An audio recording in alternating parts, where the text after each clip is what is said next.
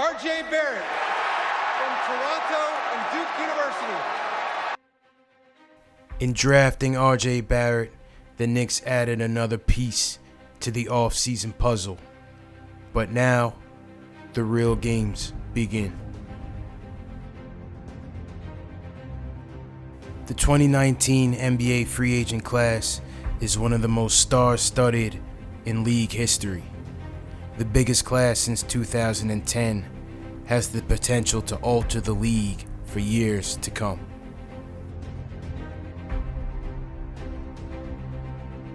The Kristaps Porzingis trade was one that rocked the NBA. Many had anticipated the Unicorns' eventual return to the Knicks, but in the blink of an eye, at the trade deadline, KP was shipped out to Dallas in a blockbuster trade, leaving the fan base looking for answers and the future of the Knicks very cloudy. What the trade did do was allow the Knicks to free up an estimated $67 million in cap space, enough to afford 2 max free agents or 2 superstars to help this team turn the corner at an accelerated rate towards contention. With that, the media hype began to swirl, with many speculating that the Knicks would soon land Kevin Durant and Kyrie Irving. So much has changed in the last few months. A catastrophic injury, a new NBA champion, and a little brother hell-bent on winning the hearts of the city. It seems like the momentum has been lost.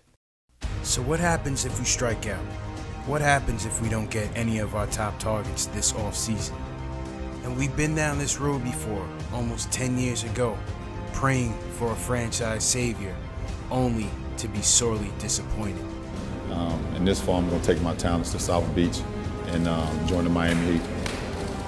So we turned to the shiny new things, but it never really turned into gold. Just more hollow victories at the expense of our future. But this time, things seem different. The new regime has stated many times that they will only go after their top targets and won't settle for overpaying second and third tier stars. Instead, the focus will be on the youth movement, developing our young players and using the cap flexibility and additional assets to continue to build the team. Hey, maybe one of these guys becomes the superstar that we surely need in this city. The new regime is preaching patience, but for a fan base that hasn't seen a championship in 46 years, there's always hope that the time is now. So now, we wait. Ah, man. You know what, man? I had to play my video anyway because I was damn proud of it. But man, I'm hurting right now, man. I'm not gonna lie to you guys, man. I'm hurting right now. I can't believe it, man. I can't believe it. You know, we waited all this time for a decision. They made the announcement that he was gonna make the decision at 6 p.m. on free agency. Kyrie had already made his announcement. They said, well, KD's not going to follow somebody else. And then this. Listen, I don't care if he's not playing this year. I don't care if he's showing up next year with one leg behind his back. The fact that he's going to the Nets, let me tell you guys something, man. This is 10 times worse than the decision. 10 times worse than the decision. As we got Moke coming through. Moke, what's going on, man? Can you hear me? Can you hear me, Moke? Yeah, I can hear you. Okay, all right. I'm about to set you up, man. I'm just going in right now on this rant. So when am I actually gonna come on? At 6? No, you're gonna be on. You're gonna be on right now, unless you need time. If you need time, I could bring you in at 6. It's okay. Yeah, I was kind of more expecting 6. 'Cause I have a lapel mic that I wanted to. Okay, all right. So when you're ready, What about the lighting? The lighting is okay. Yeah, lighting is perfect. That's cool too. Is this better? Yeah, that's better. That's better. And this frame is good? Yep, frame is good, man. So when you're ready, just give me a thumbs up, and I'll bring you in. All right. I kind of wonder if I should try to. I don't have anything I can rest on, but okay, yeah, I'll give you the thumbs up. All right, cool. All right, that's Moke Hamilton. He's getting ready. But listen, man, I'm tight. I'm tight, man. There's no other way around it. I'm tight. Obviously, they said that the Nets would be in position to get this done. You know, give credit to them. They made the moves necessary to get themselves in this position to get their 2 max free agents. And they got it. They got it, man. I'm in disbelief, man. I can't lie. I'm in disbelief, man. This is 10 times worse than the decision. 10 times worse than the decision. I'm going to tell you guys this right now. This is 10 times worse than the decision. Call me up. Lines are open, 657-383-1509. I'm going to get Moke into the stream. Call me up right now. Let me know what you guys are thinking about this. I'm stunned, man. I'm stunned. There's no way around it. Will from LI. Will, give me some thoughts here, man. What's going on, bro? Yo, CP. I'm not gonna lie to you. I'm in New York City right now, trying to tie with 2 friends or whatever. Yeah. Got my Knicks hat on. I've been laughed at 5 times just walking down the street. Don't be afraid to swing on them, Will. Don't be afraid to swing on them, man. I got your legal fees, man. Don't let them clown you like that, man. Yo, CP, this is horrible. My gut hurts. I told my friends, like, listen, I'm going home. Went to the closest bar. I'm gonna drink myself a little something. Ease the pay. I'm gonna get home. I'm gonna drink some more. Yo, this is BS, son. This is absolutely ludicrous. And it's like, I don't know, man. I'm a loss for words. I'm at a loss for words, bro. Like, I got no words to give. I'm not flipping. I'm not gonna be a Brooklyn Nets fan. No, of course not. Oh, no. Oh, That's never happening. That's never going down. You know what I'm saying? But it's I'm not flipping. You know, listen. You have to admit it, regardless of. I had the spreadsheet. I've been fighting people since the year began about KD coming. My text messages are blowing up right now, just laughing emojis everywhere. Yeah, they're gonna laugh. Clowns at Max Kellerman already got off talking about the best move he could have made. It's like I'm a Knicks fan to the end of the day, but right now the whole world is gonna be laughing at us. And at the end of the day, Knicks fans just gotta know that it is what it is. It is what it is, man. We just gotta ride the wave. We just got to ride the wave, man. I'm going to just leave it out there, man. I'm a loss for words, man. I'm going to let you get to it. I'm going to let you get to it, but it's going to be hard times coming. I'm telling you, man. I'm telling you. Hang in there, Will. Get home safe, man. Will do. I'll try my best, man. I'll try my best. All right, man. All right, man. Later. All right. Moke, how you looking? You still need a little bit more time? Okay. All right. Let's bring in Moke. Hang on 1 second, Moke. Let me get your screen in ready here. I can't believe this, man. Unbelievable, man.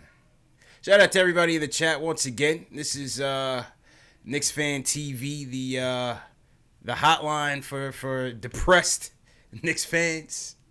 Hang in there. This is a tough one, man. This is a tough one. Moke, give me 2 seconds. I'm gonna get you right in here.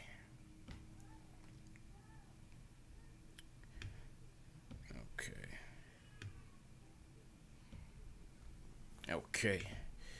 All right, joining me right now, as promised to deliver, Moke Hamilton from The Athletic. Moke, how you feeling right now, man? What happened, Moke? What happened, man? Make sure I look good, man. Yeah, you're proper, man. You're proper. Yeah, you're good. You're good to go, man. I just got the fresh lineup a Okay. couple days ago. You know what I mean? Yeah, So of course, man. I had to make sure I look good for the debut. Oh, But the I mean, funeral. I'm doing okay, man. You know what I mean? Yeah. I think for New York basketball generally, and for the Eastern Conference and for the NBA, that Kevin Durant and Kyrie Irving reportedly, and we have to continue to use that word reportedly, just because as of right now, as we speak, it is not yet 6 p.m. Eastern Standard Time. So, technically, a lot of decisions and stuff like that should not have been made at this point. You know what I mean? But for basketball generally in New York City, I think this is a very good day.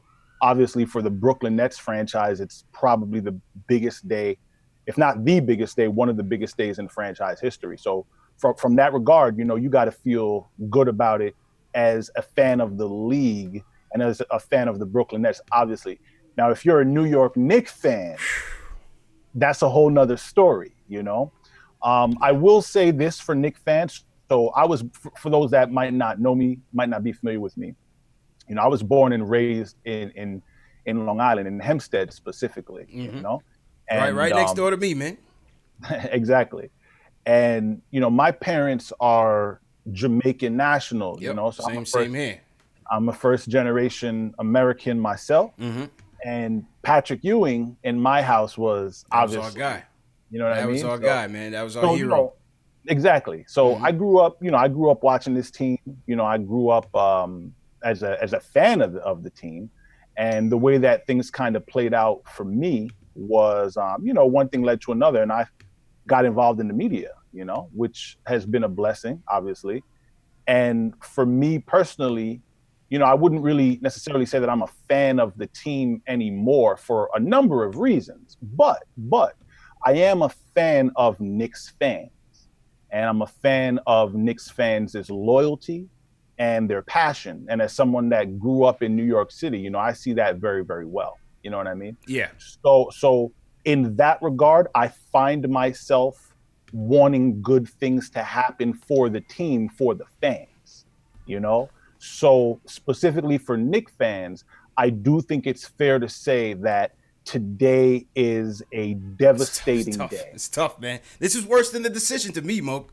This is worse than LeBron coming in our backyard at the Boys and Girls Club right behind the Knicks training facility to say, I'm taking my talent to South Beach. To have Kyrie Irving and not even give you a meeting, and then Kevin Durant rehabbing right in the city, and to have both of them choose the Nets.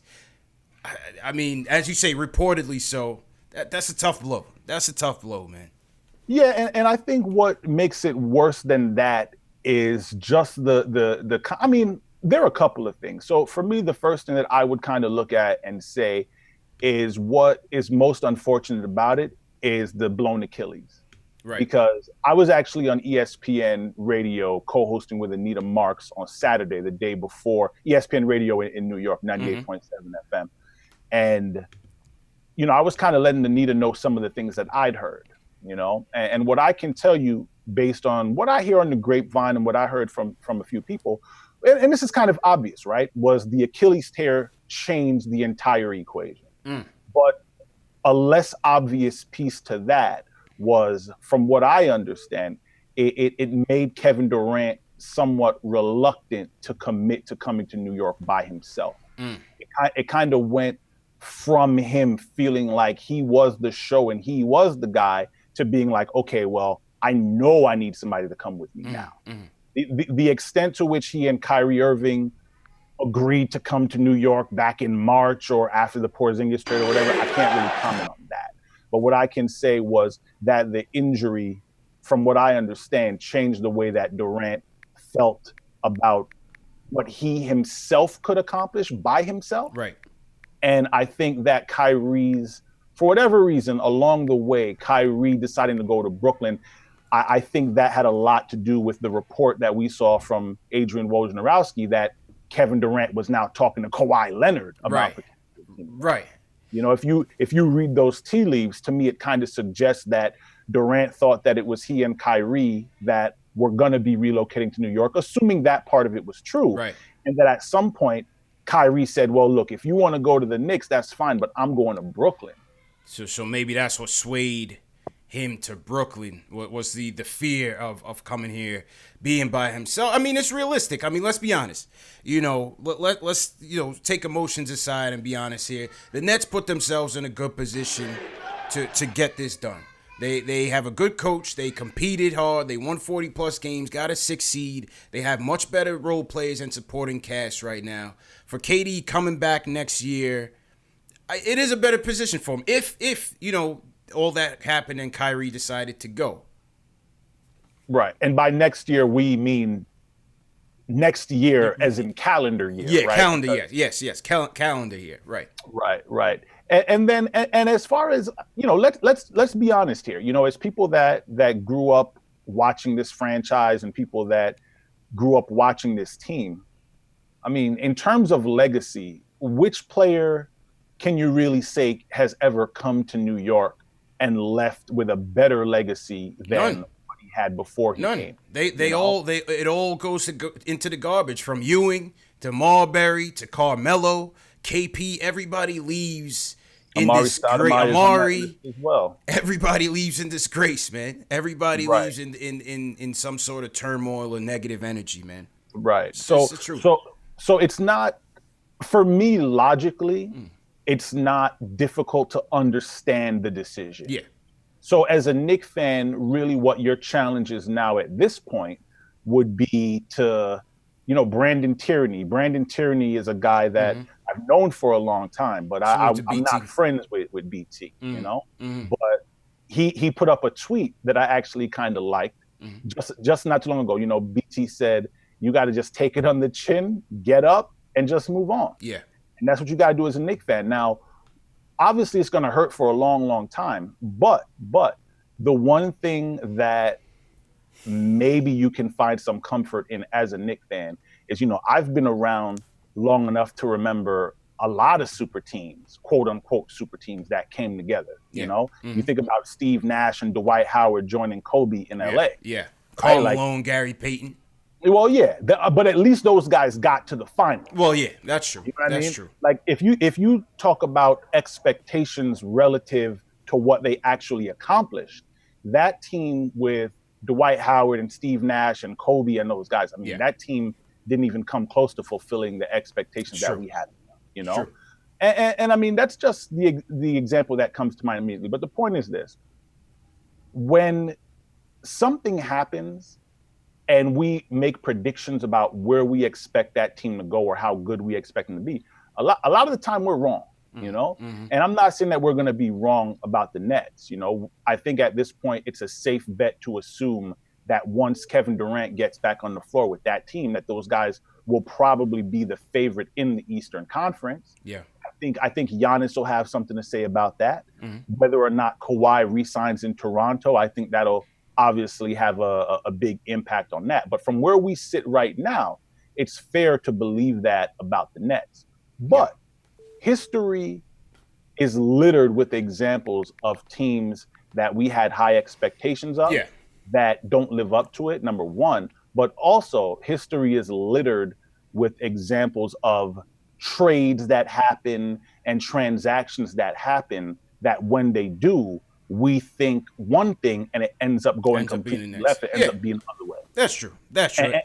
And a good example of that is Paul George's trade to the Thunder, right? A lot of people felt that the Pacers got cents on the dollar back, but now a few years later, Victor Oladipo is an all-star and Domantas Sabonis is one of the more productive role players in the league. So I only say all that to say, as far as the Knicks are concerned, and Knicks fans, the challenge would be to focus on the positives right now. And the positives is that unlike 2010 with LeBron, the Knicks they did trade away Porzingis to get the cap space. And that's something that I think is the worst part of all of this, is now it's just like, wow, well, then what was the point of trading Porzingis away? Well, on the flip side, listen, we still don't know the absolute truth, right? We hear the Knicks side, we hear a little bit of KP side, but we don't really know the truth, right? But what we hear is that he didn't want to be here.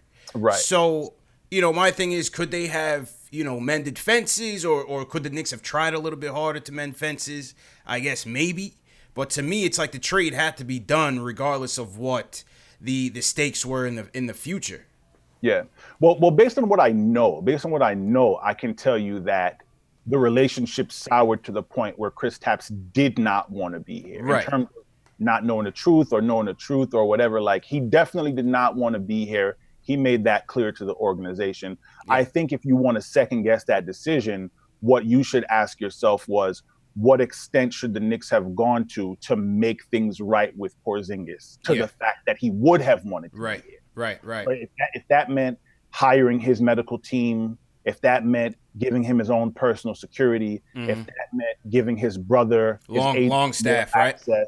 You know what I mean? If it meant those things, the question that you have to ask yourself as a New York Knicks is whether or not you should have just done whatever it took to keep that guy happy. Right. But the point is this: the past is the past. Yeah. And it's as we speak. It's just hard to move it forward, Moke, because especially right now. Man, so 17-win season. The lottery didn't go our way, but we came around to RJ. We're optimistic about RJ. But all year the focus, the attention was on getting these max players. The organization was confident. I wouldn't say that they let us on, but they were confident in this as well. So, like you said, logically it makes sense, but emotionally it hurts, man. It's a kick to the guts, man. Yeah, for sure. Now, what I was getting at with all of that is, right now the Knicks are in a different position than they were in 2010, right? Yeah. So in terms of the cap flexibility, in terms of this is a team that what did they win last season? 17 games.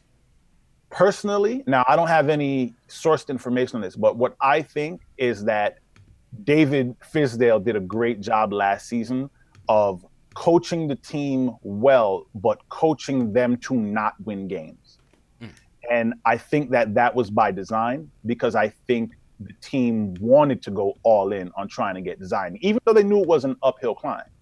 I think that they wanted to have the worst record. Now, I know it might sound crazy, but to me, that's really the only way to explain a lot of the questionable substitution patterns that we saw, a lot of the questionable rotation decisions that we saw in some games, and the Knicks coughing up games that seemed winnable over the course of the season. There were a lot of those games. Yeah. And a lot of the losses that they had were losses that were, 6-point, 7-point games that a different bounce here or there could have gone differently. I don't really want to go too far down that rabbit hole, though, because like I said, that's really just my personal opinion. But I say all that to say Alonzo Trier, Mitchell Robinson, Kevin Knox, RJ Barrett. I don't know how you feel about Frank Ntilikina, but Frank Ntilikina is a player whose name, I guess, could be mentioned there as well. The Knicks have young players who seem to have decent ceilings, whose best days we certainly know are ahead of them, number one. Yeah. Number two, as of this moment, as the clock just strikes 6 p.m. Eastern time, as of this moment, they don't have cap-clogging contracts with over-the-hill veterans saddled to that roster. Right. So they have cap flexibility. They have some young pieces. And then most importantly, when you think about the trades that the team could have made over the past year, 18 months, or what have you, they have their first-round draft picks, right? They have draft picks that they got from the Porzingis trade. So the cupboard is not bare here. I agree with that. You know what I mean? Like there definitely is an ability to be somewhat malleable and to try to be smart and to try to understand that salary cap space is actually currency in the NBA. When you think about what Sam Hinkie did with the Philadelphia 76ers, what Danny Ainge did with the Boston Celtics in some of their more lean years, these are executives that took on undesirable contracts from teams that wanted to avoid the luxury tax. They say, you know what?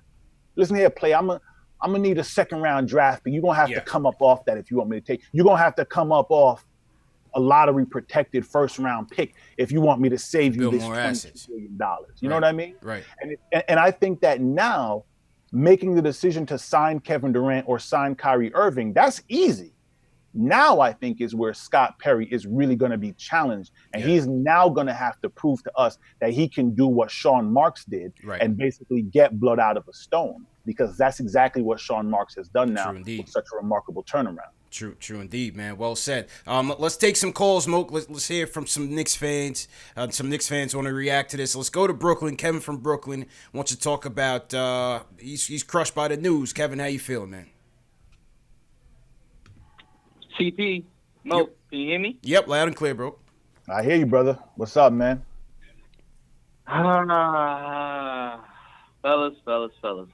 So I've been thinking about an analogy ever since I've heard the news. You know the episode of Fresh Prince of Bel-Air?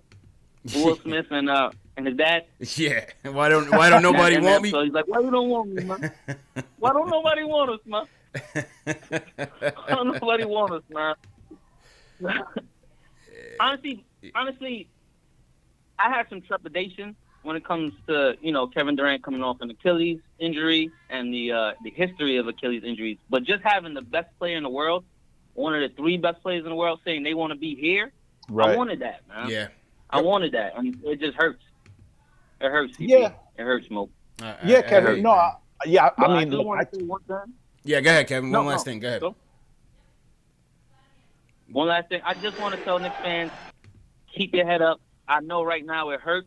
It's hard to stay positive. But we do have some good things going for us. We do have a nice young nucleus. We do have all the cap space in the world. We just got to keep building. And it will turn around. One day it will turn around and someone will want us. So, okay. God bless y'all, brothers, man. Appreciate the call, Kev. Appreciate the call, Kevin, appreciate it, man. Yeah, and it was just confirmed on the boardroom, Moke, that KD going to Brooklyn on his IG page. So good luck to him. But shout out to everybody in the chat. We got 1,200 people watching on YouTube alone. Salute to everybody wherever you guys are watching from. Hit that thumbs up button for your boys. Share these videos. Salute to everybody watching on Facebook, Twitch, Twitter, wherever you guys are watching from. Tough day for the Knicks fan base, but, this is the free agency show, and we're going to keep going. The show must go on. And as Moke said earlier, let's see how Scott Perry earns his keep here on how he kind of builds around this young core that we have. Jay Ellis is out. He's got to take care of some family stuff right now. So it's me and Moke for the time being. If Jay Ellis makes it before the show is over, then we'll get him in here. Moke, one thing I wanted to ask you. A lot of people kind of talking about how, the Kyrie and the Kemba stuff kind of leaked earlier yesterday. The KD stuff leaks now before 6 p.m. How do these teams kind of get around the tampering rules when these things are kind of, leaked out there earlier than the start of the moratorium period? Yeah, I think that's actually a great question and a great point. And I think that's something that the league is going to have to take a look at and try to figure out if they want to be more aggressive in enforcing their rules against negotiation windows and such. But for pretty much as long as I've been covering the league, which is almost 10 years now, actually, for as long as I've been doing it, it's a well-known secret. It's a poorly kept secret that agents, like, these guys talk, like, what I mean? Like, and that's part of the reason why a player has an agent, right? Is so he doesn't have to be trying to negotiate his own stuff and have to do it. Like, players have enough to worry about, you know? So the communication between agents and front offices, like, that's something that's pretty much happening 365 days a year, right? I think at this point, what we're seeing, I think some of it is probably competition in the media and in the reporting market, where guys are just getting better sourced. I think that has a part to do with it. The other thing that I think has to do with it, I also think that people that are closer to players are more emboldened to share information before the time when they might actually be authorized to.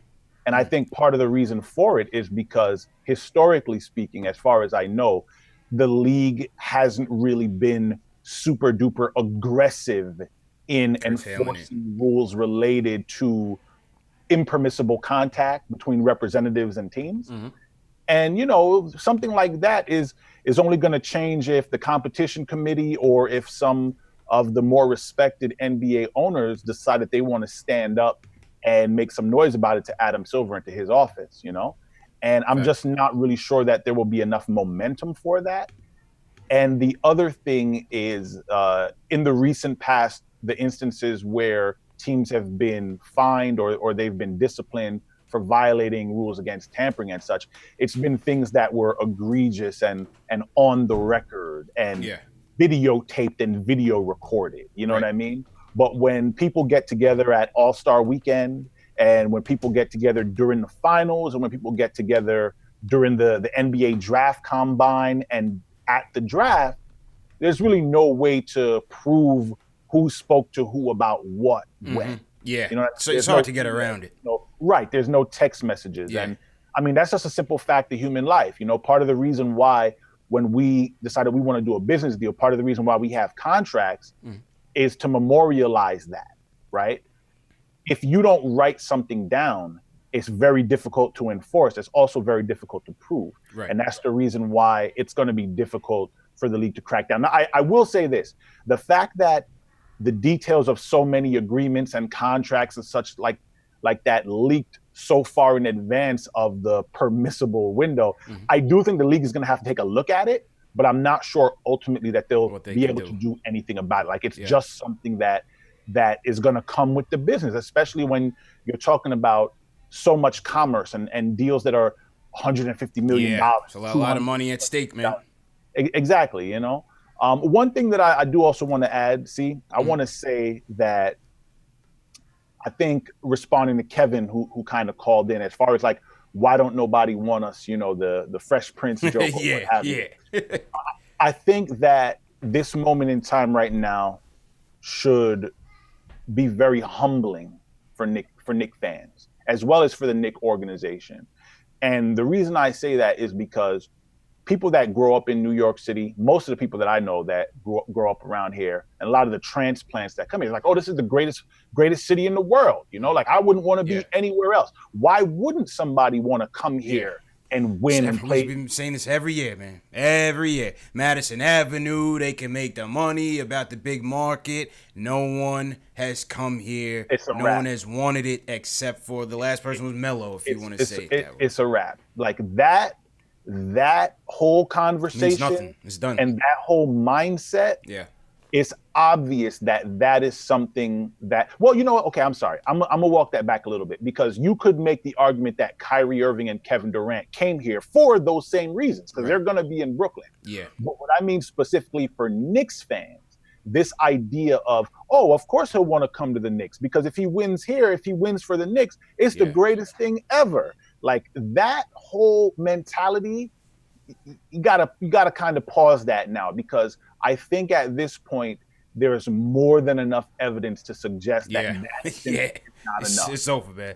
We gotta give that up. We gotta give that up, man. All right, let's go back to the phones. Let's go to Chi-Town. Josh from Chicago. He wants to talk about how the KD move affects the Knicks. Josh, what's going on, man? Hey, man, what's up? You know, my cousin, he up in the room, he's crying because he's a Knicks fan. He's been a Knicks fan for about 3 years now. Yeah. But I just wanted to say that I know the feeling on missing out on big talent, whether it be from injuries with Derrick Rose, you know, missing out with Jimmy Butler. But what I can say is, you know, our GMs, our front office, we've been trying to make moves. You know, we've been creative with our moves with Zach LaVine and all that. So when it comes to, like, missing out on Kevin Durant, you know, it's going to hurt right now, but you never know. You might be able to make moves. You got some good cap salary. Yeah. You may be able to sign some decent role players here and there. And, you know, slowly but surely, you might be able to become a bigger market, better team. Yeah. And after that, you never know. You know, you'll be able to sign better and better players. You know, that's what I've been trying to explain to my cousin all day. Okay. Appreciate the call, Josh. The voice of reason, man. Yeah, I mean, listen, as Moke said, and as we said here, the Knicks have the flexibility. The cupboard is not bare. You know, we do have our young assets. We do have, I think, 7 first-rounders within the next 5 years and some cap flexibility to, you know, go out there and fill this. We got to start winning. At the end of the day, we got to start winning. And as much as we hate that the Nets got this done and pulled the trigger on the deal, you also got to give credit to them for doing so. They themselves made some terrible moves in the past, and they rebounded. They rebounded with a good coach in Kenny Atkinson. They put some good role players out there. They took their cap flexibility and made moves, and here it is. This is the fruits of their labor. They got KD and they got Kyrie Irving. So hats off to them, man. Hats off to them. And the other thing that I'll just kind of add to that, to me, is that they've kind of shown you that players want to go somewhere where there's a foundation. Yeah. You know what I mean? And I said this on ESPN radio on Saturday, that if nothing else, at the very least, what Sean Marks did was show evidence of them building something there. Yeah. You know what I mean? And I think that's an important part of the entire equation. And then aside from that, when you're thinking about next year and you're thinking about what's going to happen from here, I think there's enough evidence now for you to conclude that if you want a Kevin Durant or a Giannis or a Donovan Mitchell or whoever, you have to build that guy. You have to raise him up from. You gotta raise him, man. The foundation has to come from the draft. Exactly, and then the other part of it is, if and when a guy like Anthony Davis decides that he wants to move on from his small market team. Yeah. And if Giannis were to make such a decision with the Milwaukee Bucks, for example, right? Mm-hmm. When Milwaukee or New Orleans gets to a situation where they're like, okay, we got to trade this dude. If the best you can offer is Frank Ntilikina and Kevin Knox, New Orleans going to be like, nah, bro, that's not good enough, right?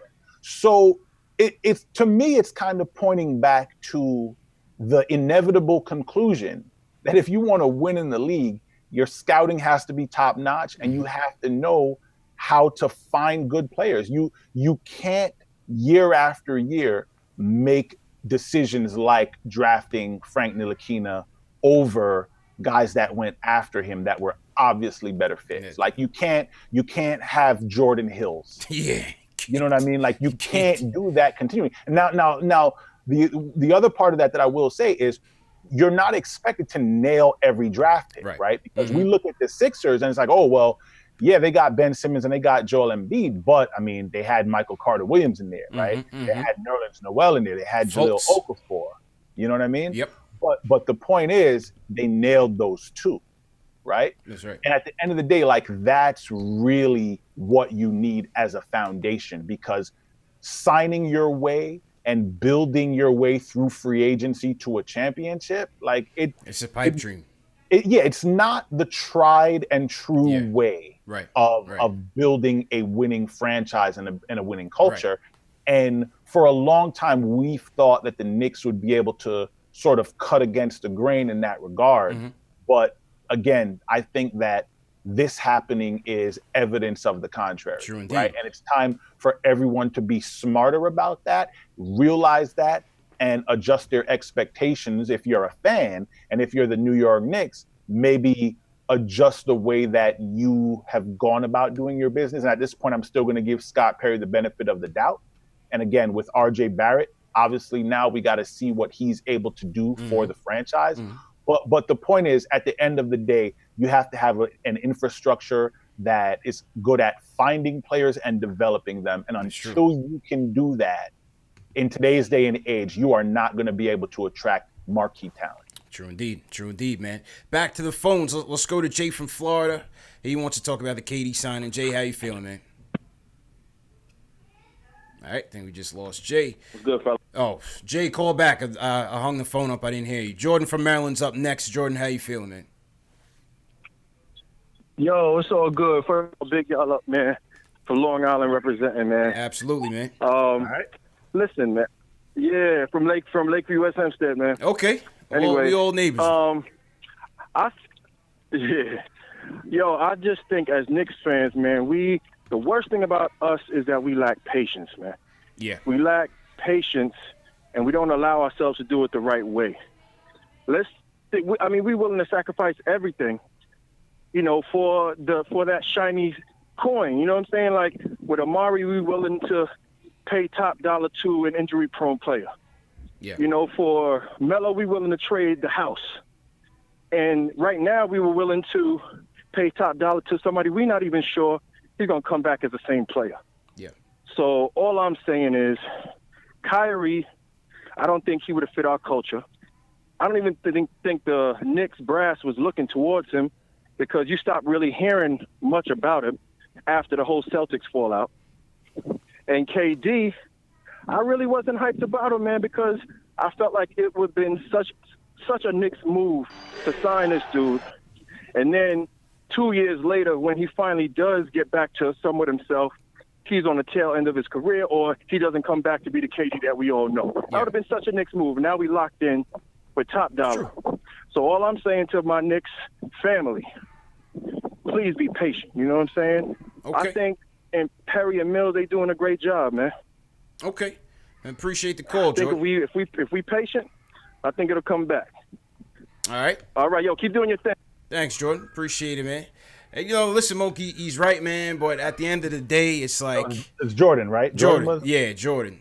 He's right, but at the end of the day, it's like, when you've been losing for so many years, and they put themselves in so many knots. The Amari and the Melo situation set us back once again. Trading for Bargnani set us back once again. Glenn Grunwald should have got a ring from Toronto for making that Bargnani trade, which helped them get Kawhi Leonard. It's just crazy. So when you do that now and you become the worst team in the league, even though the windows don't align to get two max players with this young core, even though KD's coming off of a catastrophic injury, there's still, in the back of your head, you still want to win. You know what I mean? You still want to get those pieces, especially from the Nets. Especially from the Nets, man. You want to be able to say that you accomplished something right away.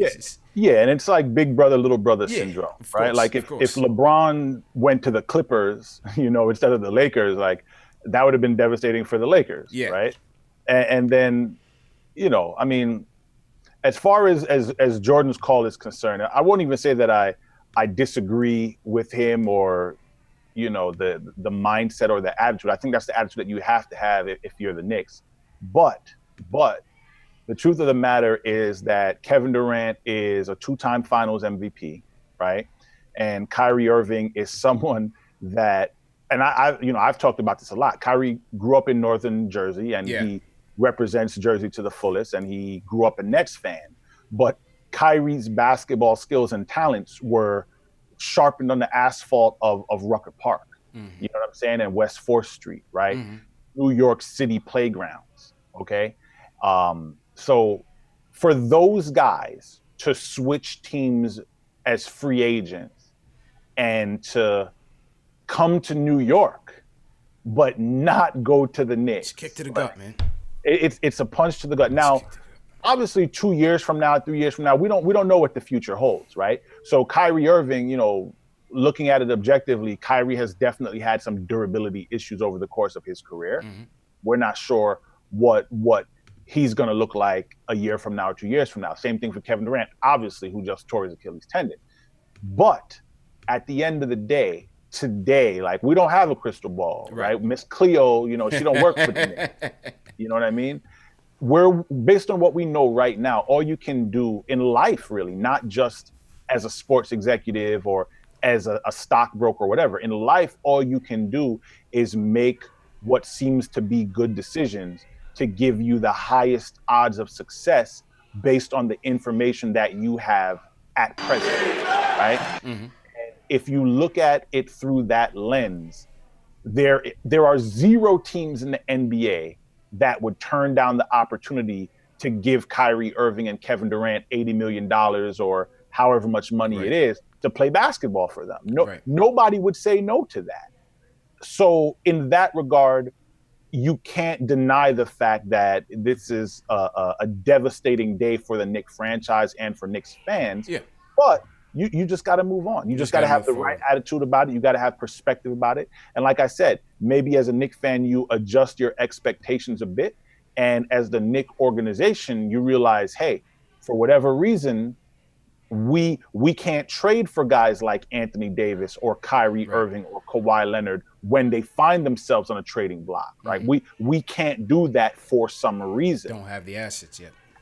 right? And then when guys decide to leave as free agents for whatever reason, we can't sign those guys. Well, why is that? And as an organization, your challenge is to ask yourself those tough questions and then obviously go out and find those answers. And that's what the Knicks need to do now. It's true indeed, man. The last draft pick to make it to a second contract was Charlie Dan Ward. Charlie Ward. You know, and to your point, I even pointed to the Raptors situation where it was the same thing. You know, DeRozan couldn't take them to the promised land, but he was a good enough player, and they were able to draft well enough and get Valanciunas to be able to turn those guys into Kawhi Leonard, into Marc Gasol, and be able to pair them up with their current infrastructure to go all the way. You know, so whether these guys take it to the promised land or not, you still have to draft the right players, develop, as you said, Moke, have the scouting team, you know, in place to do their homework. And we need to build that foundation first. I'm gonna add to that point. I'm gonna add to that point with the Raptors as well, because aside from that, Jakob Poeltl was also involved, right, in those deals to bring in that talent. Yeah. Number one, but aside from that, they don't win a title without Pascal Siakam, in my opinion. Right. Fred VanVleet, X Factor, undrafted. Right. Kyle Lowry. Now, Lowry wasn't drafted by them, but they raised Lowry up from a pup. Yeah. The same way that James Harden was raised up as a pup by the Houston Rockets organization. So, again, so I mean, as far as where the Knicks go from here, so I've been on with you now for the past couple of minutes, and my phone is blowing up. Yeah, let's talk about what's next. Let's talk about, we're going to get back to the calls, but let's talk about where we go from here. Yeah, so what I'm trying to figure out, I got a couple of texts from people in the industry, you know what I mean? And I'm not reading any of them, obviously, because I'm on here with you now. So I don't know if anything may have happened in the past 30 minutes or so because we've been on air, right? Okay. So, but what I would say as the Knicks is, I think the idea of, so we spoke about sort of using your cap space as currency a little earlier, which I think is a good idea, obviously, but taking a flyer on a guy like a Julius Randle, you know, Chris Middleton, from what I understand, he's not leaving Milwaukee, but it doesn't always have to be the splashiest guy. Yeah. It doesn't always have to be the Kevin Durant or the Kyrie Irving. Right. Sometimes the best move is signing a guy like a Dwayne Dedmon. You know, it might be signing a guy like a Chris Middleton. It might be signing a guy like a D'Angelo Russell, who's going to become an unrestricted free agent. Now, again, I don't know. I know there's talks about him in the Timberwolves and the Lakers. Yeah, they're saying the Timberwolves seem to be strong contenders for him if they can trade Wiggins. Right. Okay. And cool. You know what I mean? But I mean, Wiggins, I don't know if he would be the answer for the Knicks. No. Yeah. No. But my point is, it doesn't always have to be the splashiest guy. We would have never known how special of a player James Harden was if he stayed in OKC. And Daryl Morey, for whatever reason, was like, you know what? I think this dude has the goods. Let's take a chance on him. Yeah. So if you're the Knicks right now where you sit, I don't think taking a chance on anybody is the dumbest idea. You know, if you can go out there and you can get a decent rotation player and you can attach him to a reasonable contract, then that might end up being a win. You know what I mean? Yeah. So, again, Scott Perry's going to have to earn his money. He's going to have to earn it right now. We have to see how he rebounds from this and where the Knicks go from here. Absolutely, man. Just refreshing Woj. So he's saying Al-Farouq Amino went to the Magic. Mirotic went to the EuroLeague. That was announced last night. He dipped off to the EuroLeague. Garrett Temple looks like he's going to Brooklyn. 2-year, $10 million deal. Terrence Ross going back to the Magic. 4 years, $54 million. I think someone said J.J. Redick to the Pelicans. I haven't seen it yet. Derrick Rose to the Pistons. Valanciunas returns to the Grizzlies. 3 years, $45. Derrick Rose to the Pistons. 2 years, $15 million. Gerald Green returning to the Rockets. We knew about the Harrison Barnes deal, 4-year deal. Chris Middleton gets the 5-year, $178 million deal. So that's what? Almost $38 million. Almost $38 million for Chris Middleton. Wow. Sound like a max contract. What was that? 5 years, 178? Yeah, 5 years, 178. Yeah, that's a good piece of change. It's $36 million a year. Might have to see if he could let me hold something. Yeah. Shout out to Chris Middleton for Terry Rozier was in there as well, right? Getting the bag. Going to Charlotte in a sign and trade deal. Yeah, and it seems like the Nets will get a first round pick in that deal, from what I saw. I think I saw that on your page. Yeah, so I tweeted that, and a lot of people kind of came at me, and I didn't really understand. I mean, I guess sometimes I have opinions that I think are things that are that you can't argue, and sometimes I'm wrong. Okay, I will definitely say that, but a lot of the time I'm right. I think I'm right a lot of the time, and I think 90% of teams in the NBA would trade D'Angelo Russell for Kyrie Irving. The hope for D'Angelo Russell is that he can be as good and as effective of a player as Kyrie Irving. Now, Kyrie is older. Kyrie does have injury history. You know what I'm saying? But again, based on what we know right now today, I think most people would take Kyrie over D'Angelo Russell. So if you're the Nets and you're making that trade, but also getting a first round pick from the Celtics. Now, I don't know what the protections might be on the pick. I don't even know if it is the Celtics' own pick, right? It could be a pick that they got from the Kings or whoever. Right. You know what I mean? Like, I'm not sure about that. They're sitting on a lot. They're still sitting on some assets there. Right, but my point is, if I feel like I'm getting the superior player, and obviously the Nets feel that way, and I'm also going to get a draft pick, to me, that's like, whoa. That's a good move. Now, what I will say is, I did see that doing that trade might actually enable the Celtics a little more cap flexibility or what have you to up their offer to Al Horford. Yeah. Now, if that's the case, then I see why the Celtics would be willing to give up that first round pick, because Al Horford, keeping him with that team, I think is worth the first round pick, And if I'm the Nets, maybe I don't want to help a team in my division, right? Maybe I don't want to help them stay better. You know what I mean? So I get it from that standpoint, but just looking at it in the box, like, I mean, I'm getting the better player and I'm also going to get a draft pick for it. Like, well, yeah, I'll sign up for that. Yeah. So to me, like, I think that when I saw that news, I'm just like, man, like, there's a win and then there's a knockout win. You know what I mean? And to me, like, that's a knockout for the Brooklyn Nets.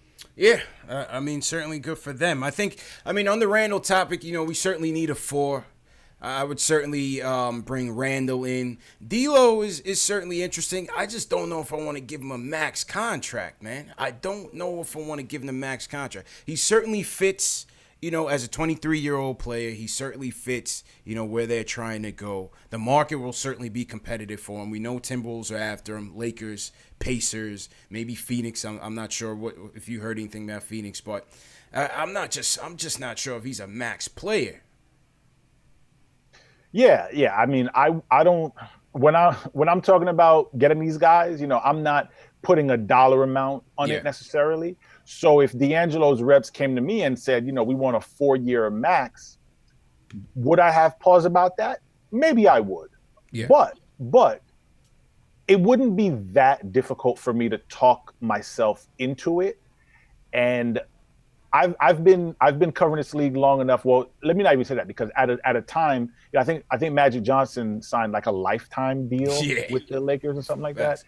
But I remember, when the Knicks got Jamal Crawford, if I'm not mistaken, I think it was a 7-year contract. I think it might have been 7 years, $56 million, something like that.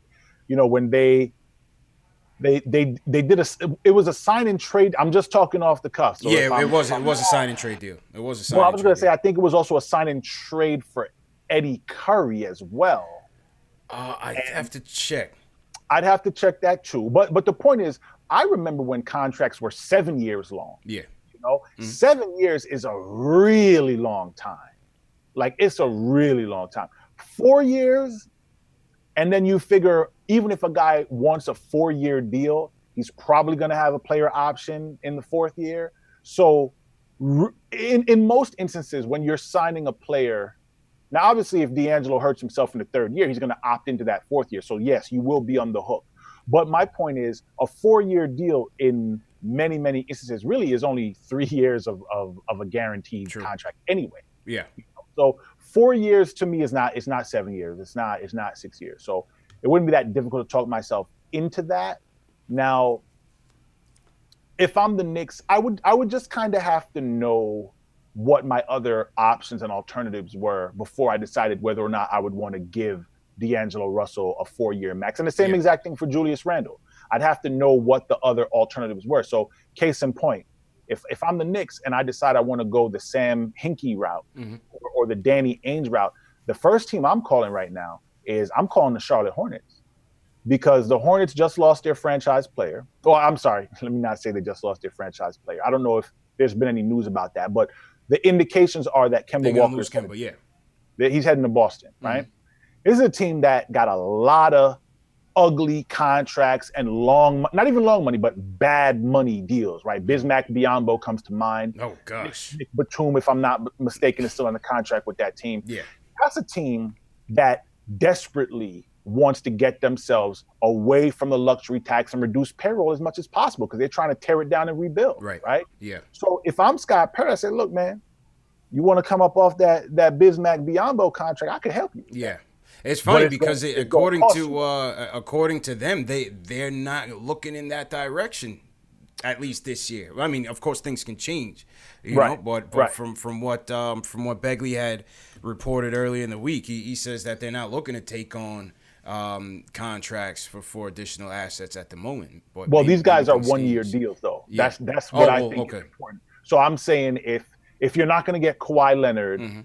It doesn't seem like that's even in the cards right now. But if you're not going to get Kawhi, and if we're to take the organization at their word, that they're not going to overspend on second tier guys like a Tobias Harris or a Jimmy Butler or whoever, well, the Knicks, by rule of the NBA's collective bargaining agreement, they have to spend 90% of the salary. But see, this is where now I think they're going to get into overpay mode because guys are flying off the blocks. Bogdanovich is signed with Utah. So, I mean, some guy's going to come in here on a multi-year deal on a deal we might not like because they got to spend that money. Well, but that's the point that I'm making. It doesn't have to be a multi-year deal. Right? Oh, okay. If they have to spend, case in point, I don't know what the payroll looks like right now for the Knicks, but on the ledger right now, let's say that they have $52 million committed for the 2019-20 season, right? Just using easy numbers, if that 90% number is $90 million, they got to spend $38 million more dollars, right? Right. If if Bismack Biyombo has 1 year left on his contract at $18 million, instead of going out there and signing Julius Randle and giving him $30 million for 1 year, you can absorb Biyombo's contract right onto your ledger with the cap space. Get a conditional first and a future second from Charlotte. And if it's a 1 year deal, you're really not hurting yourself. Now, where it does hurt you is that it doesn't allow you to go and get a guy like a Julius Randle for the 1 year or a guy like a DeMarcus Cousins for the 1 year. But, I mean, if you're signing those guys to 1 year deals, like, are they really going to be a part of the franchise's future anyway? You might be better off going that route. And I mean, think about a team like the Houston Rockets. Think about a team like the Miami Heat, right? These are teams that both want to make moves in free agency, but they have a lot of dead money on their books. The Knicks are in a situation where they can call up those teams. They can say, okay, look, you got to do it on a 1 year deal. I will take that, but I need 2 draft picks. Yeah. Miami, Pat Riley. Hey, remember us, right? You want us to help you so that you can go out and get Butler? Okay, you can give me one of them dudes. Pony up. You know what I mean? Pat the Rat. But you're going to have to come up off something. Yeah, maybe it's a young, promising player on a rookie contract, or maybe it's a first-round pick or 2 second-round picks in the future or whatever, things that you can later use as currency yourself. You know what I mean? True. And that's what intelligent front offices do. Well, let's hope Ninja P has it. How you looking on time, by the way, Moke? No, I'm good, man. I played the deck for you, man. All right, appreciate it, man. Appreciate it. All right, so let's go back to the phones. We got a ton of calls in here. Callers, just keep it, make your point and roll because we got a ton of callers. Shout out to everybody watching. We got, how many on YouTube? 1,400 watching on YouTube. Hit that thumbs up button for you boys. And next caller up, Ari from Manhattan. He's upset, man. Ari, what's going on? What's up, man? I'm very upset. Very upset. I had a feeling. I think that we have to figure out why this happened because I don't understand why it happened. You know, it's one thing if it was like one of the Cali teams or Miami or another city, but this is our city, and they just went to the little brother in our city. And you know, it's not like they were going to join the I don't know how many wins they won, like 45 wins. It's not like they were going to join that team because they lost D'Lo. So it's not like they were leads like a lot better than us. You know, I think that this was a failure of the front office. I don't know if it goes back to Dolan or not. Yeah, everybody seems to be blaming Dolan. You know, I don't know. I just think we just weren't there yet, man. I don't know. I just think logically we just weren't there yet. We just weren't there yet. These guys have the infrastructure. They have the role players. Dinwiddie, Jared Allen, Harris. You know, now you bringing Kyrie back. This is a team that when KD comes back, as Moke said, is going to be shot up to the top of the East, or you would think so. Right, I do think so. But now, like, listen, Bogdanovich is going to Utah. Damian Lillard, guys are flying off for Portland. Like, all this stuff is happening. And Brogdon to the Pacers. We're not.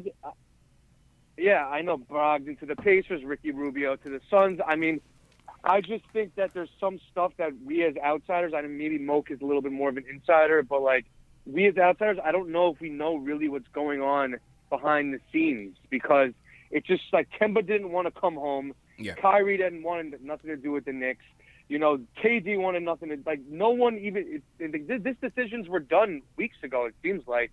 You know what I mean? So I think KD's decision was done a long time ago. Definitely. Right. And I just think that there has to be some kind of explanation for it. I'm not saying there has to be blame on someone. Personally, I think that, you know, I think this is the front office's fault. You know, you brought in Fizdale to be a player's coach to attract free agents. You know, you brought in Scott Perry and you made Royale Ivy an assistant coach. You have ISO Zoe. You know, you have all this stuff, and it still wasn't enough. Someone has to answer for what's really going on here, and then, you know, hopefully we can clean it up. But right now, I think we're pretty screwed, man. So I don't know what to do. It's a very bad day in New York, you know, now Brooklyn's gonna take half our fan base. hang in there, man. Hang in there. You know, listen, they're gonna take the young kids. Whatever, it is what it is. But I just think in reality, the stars did just not align. We didn't have the foundation. We didn't have the infrastructure, and we didn't have the pieces. And I think I agree with what Moke is saying. If Kyrie had already made that decision to go to Brooklyn, the news about Kawhi and KD teaming together, maybe he got cold feet and just said, listen, I want to be in New York. This team gives me a better chance to win, and I can still be in New York. It checks off all the boxes for him. And obviously the whole legacy about winning for the Knicks meant nothing. Meant absolutely nothing for him. In regards to Kemba, Moke, Mark Berman had came in with an article yesterday basically saying that Kemba's peoples, they didn't want to move back to New York, and Kemba didn't move back to New York. I don't know exactly why, but on a previous live stream, we had talked about it with one of our guys, Terry, and he was basically saying, like, you know, some of these local guys may not want to come home and deal with the distractions that come with, you know, being back home and playing in the Garden and your family, the ticket demands and all that. Maybe Kemba, for him, it's just he wants to keep it about basketball and still be able to compete, which is what the Celtics can do for him. Yeah, I think that's definitely valid. Now, at the same time, if Kevin Durant was here and Kemba thought that he had a chance to come and succeed. See, I think what it is about a lot of players, and I'll even say this about Jim Dolan as well, right? A lot of players that come and play for the team and a lot of people that work for the organization love him. Like, a lot of people around him like him and love him, right? Mm-hmm. Now, there are people in the organization, and I mean, and you'll find this with any leader anywhere, right? But what I will tell you is that his reputation with people that work with him is not all bad. Right. Not all I mean, listen, bad. they brought Sprewell back. If they brought Sprewell back, it can't be that crazy. You know, Oakley might, disagree, but Sprewell came back. So, right. Now, you know, I don't. So I guess the point that I'm trying to make in all of that is that the reputation and the branding that the Knicks organization has from the outside, right, from people that are not here, and from people that don't live here and don't have that first person experience. Like, I'm sure that everybody can relate to this. In life, you know, you might go to a party or you might go to like a networking event or whatever, and you meet somebody, right? And you're like, oh, you know, this person seems okay. You know what I mean? Like, oh yeah, you know what? Maybe this person could be like a good business associate, or maybe it's even in your dating life, right? Like maybe it's a potential significant other or whatever. You meet somebody, and then you go to one of your friends and you're like, oh, you know, I met this dude John the other night. Yo, he seemed real smart. Like he might be able to help me with this business idea that I have or whatever. Your friend might be like, oh, John Smith? Nah. You don't want to mess with that dude because of X, Y, and Z, right? Yeah. He may have had a prior experience with that guy. It's different. And he might tell you negative things. Now, in some situations, if you're like me, you'll say, nah, you know what? I got to judge every person on their own merit. I got to judge them on my own experience. So I'm going to have coffee with the guy and see what he's like and make my own decision, right? Yeah. Some people live their lives that way. Some people don't. Some people will hear a negative review from somebody they trust and they're like, you know what? I'm not messing with him. You know what I mean? And I think that that's a very real thing that the Knicks organization has to kind of come to terms with a little bit. Like there are a lot of people out there that will be turned off by the idea of coming to New York, of coming to play for an owner and for a front office who employs some long tenured pieces that haven't really done much winning in the past 20 years. And you can't really, all you can do if you're the Knicks is try to convince them that it's different now. You gotta but if win. those guys don't have the faith, and if they're not willing to take that leap of faith, then that's just something that you have to work slowly to kind of change. You know what I mean? Winning changes everything, man. Juan from the Bronx is up next. He says we'll be all right. Juan, what's up, man? Can you hear me? Yep, loud and clear, bro. Nah, I think we're going to be okay. I'm not going to lie. Like, you know, I was just playing my video games, you know, minding my own business today. And, you know, my friend hit me up, kept calling me. You know, I didn't want to be bothered because I'm playing 2K. You know, I'm playing NBA 2K19. You know, I got KD and Kyrie on the Knicks. Playing, you know, like that, you know, that's a fantasy team, and then he comes with the news and says that KD is going to Brooklyn. You know, that I'm not gonna lie, it hurt because coming from Brooklyn itself, you know. But I'm looking at the bright side though. We got a lot of good young pieces, man. Like I still think, me personally, you guys might look at me like I'm crazy, but if we can get somehow Julius Randle and D'Angelo Russell, we can somehow land those two. I think we're an AC team. I think we can make the playoffs, you know, because we got a lot of good young pieces. Mitchell Robinson's a beast. I think he can only get better. You know, all he needs to do is work on his jump shot, and I think he can be one of the, you know, best big men in the league, in my opinion. Okay. And, you know, I think we're going to be okay. I just wanted to let Knicks fans know that we're going to be fine. You know, I know it hurts, but I think we're going to be good. All right. Okay? Appreciate it, man. We just got to look at the bright side.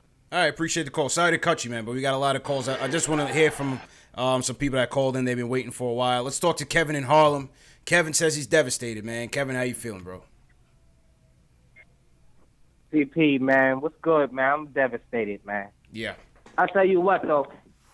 I'm not giving up on Perry and Mills. I'm going to tell you why I'm not giving up on them, right? Mm-hmm. Because from the jump, I knew that Kyrie was going to do that. All that Brooklyn, once it started with Brooklyn, I say, yo, you know what?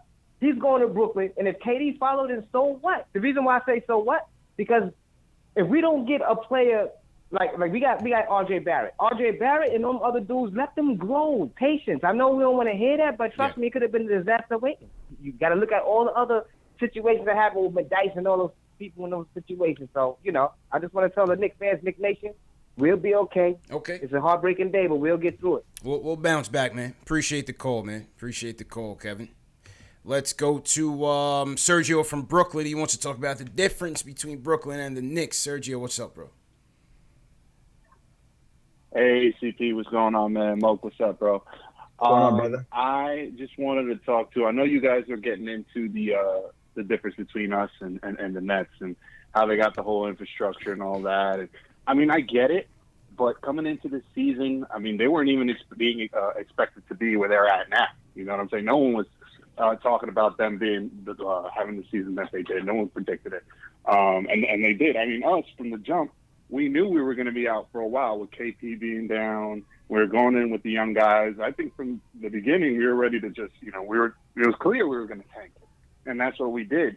So now just the fact that everyone's saying Brooklyn, that how Brooklyn is just so much better. It's the better of the two options between the two. I don't know. It's caught me at a weird place. You know what I'm saying? I'm just a little confused by it because we knew what we were going to do from the beginning. So I don't know. That's just my opinion. I just wanted to hear y'all thoughts on that. So. Okay. Yeah, you want to take that one? Yeah. Thanks for taking my call. Thanks, Sergio. Yeah, I mean, I think Sergio raises a good point, but for I think for a lot of Knicks fans, I mean, I guess because you're a fan, like fan is short for fanatic, right? Of course. And you might not be the most objective. It might be difficult for you to see things from sort of like an even light or even lens or whatever, right? But when people started talking about the genius and the brilliance of Sean Marks and all of that kind of stuff, like you really have to rewind and think about the situation that he inherited in Brooklyn. You know what I mean? Like when Sean Marks came in there was literally no light at the end of the tunnel. Mm-hmm. And in very, very short order, if you go back and you trace every single one of the moves that not maybe every single one, but 90% of the moves that he made. And earlier I said that he got blood from a stone. And that's really what Sean Marks did. If you think about where he brought the team from when he initially inherited the situation that he inherited to even getting them in the playoffs last year. Yeah.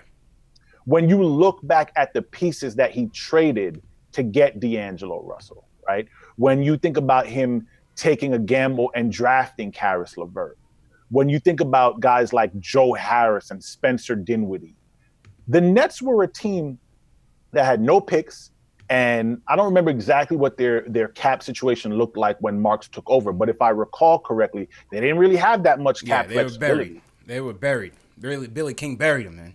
Exactly. So to inherit that situation, and then the other thing is, it's not like we just woke up one day and the Nets were like a juggernaut team. Yeah. You know what I mean? What happened was we saw signs and pieces little by little, right? Mm-hmm. When you talk to Kenny Atkinson, when you go to the games, when you see how the team competes, when you see how Karis LeVert develops, when you see how Joe Harris develops, when Joe Harris basically goes from being an unknown to going to All-Star and winning the three-point contest, mm-hmm. right? Like those little tiny things shine positively on the organization. And it's all evidence of you having a culture there that knows how to build something. And then the other thing that I will say that is positive about Sean Marks is think about Greg Popovich's tree and think about the San Antonio Spurs organization and all of the people that come out of that organization and go on and do successful things in the NBA. There's what's the word? Angels have halo. Mm-hmm. There's a halo effect coming out of the San Antonio Spurs organization that Sean Marks benefited from, right? Yeah. That helped him get the job in the first place. But mm-hmm. after he got it, I don't really know that. And maybe it's just, selective memory, but I can't really think of a move that the Nets organization made where I was just like, man, what were they thinking? The Allen Crabbe one does come to mind. That deal was ridiculous. But you can't say that because they used that cap space to get Kevin Durant. Well, yeah. I mean, ultimately, yeah. But I mean, bringing him in to begin with, that was a rough deal. I'm saying bringing him in, not dealing him away, okay, and attaching the picks. Yeah, that turned out to be, My apologies. Right. My apologies. Yeah. Okay. That's fair. And he did give Allen Crabbe that offer sheet. Yeah. And there was another player that maybe it was Damari Carroll. Damari Carroll, yeah, that was crazy from the deal. Raptors. 90 seconds. Yeah. So maybe it's not fair to say that, oh, he never made a bad or questionable move, but at the end of the day, it seems like it was all a part of a plan and all going toward a goal. And now we kind of see that coming to fruition. Yeah. When he put the picks up with Crab to deal him to the Hawks, I had a feeling that clearly they were confident in getting in two max stars. And I actually tweeted that because I said, look, Sean Marks, this guy waited so long to get his own draft picks. 60 seconds. Right? He's not gonna give up draft picks on a whim. And I tweeted that. Like, you can go on my timeline, and I don't even tweet that much. So if you go on my timeline, you won't have to go that far back to see me saying, if I'm a Knicks fan, I'm nervous, because it was very reminiscent of what Pat Riley did in 2010. He got rid of everybody. He got rid of everybody out of the first round, just to maximize his cap space. And obviously, it was an ends to a means. And now in Brooklyn, we know that it was the same. We know that what it was, man. Well said. Back to the phones. Let's go to John from the Bronx. He wants to vent about the KD move. John, how you feeling, bro? Yo. What's going on, CP? How you feeling? You can hear me? Yep, loud and clear, man. I'm all right, man. Yo, first of all, 10 seconds. Flatteries and shit after the draft. Okay. I appreciate what you do and everything. Appreciate it, man. But listen, Moke, is it? Moke? Yeah. I'm not buying this Nets talk, bro. Like, I'm just not buying. You're not feeling it. You look at what we got, no. Because if you look at what we got, and then you look at what the Nets got, like, if you're really talking about building something, like, we have way more assets draft-wise than you guys coming up in the future. 1. 2, like, all right, I understand you guys made the playoffs, but if you look at our squad, we got R.J. Barrett, number 3 pick. We got Mitch Robinson. He was on first rookie team. We got Kevin Knox, who's looking like a potential stud. Alonzo Trier, undrafted. If you go down our roster and down your roster, like, I'm just not buying that y'all was that much better than us. But anyway, it's all right though. I feel like this is typical Nets. You know what I mean? Typical Nets, as far as always just trying to do what we're doing, and then it panned out for them. But I think we should go after D'Lo. I think they messed up by letting D'Lo go.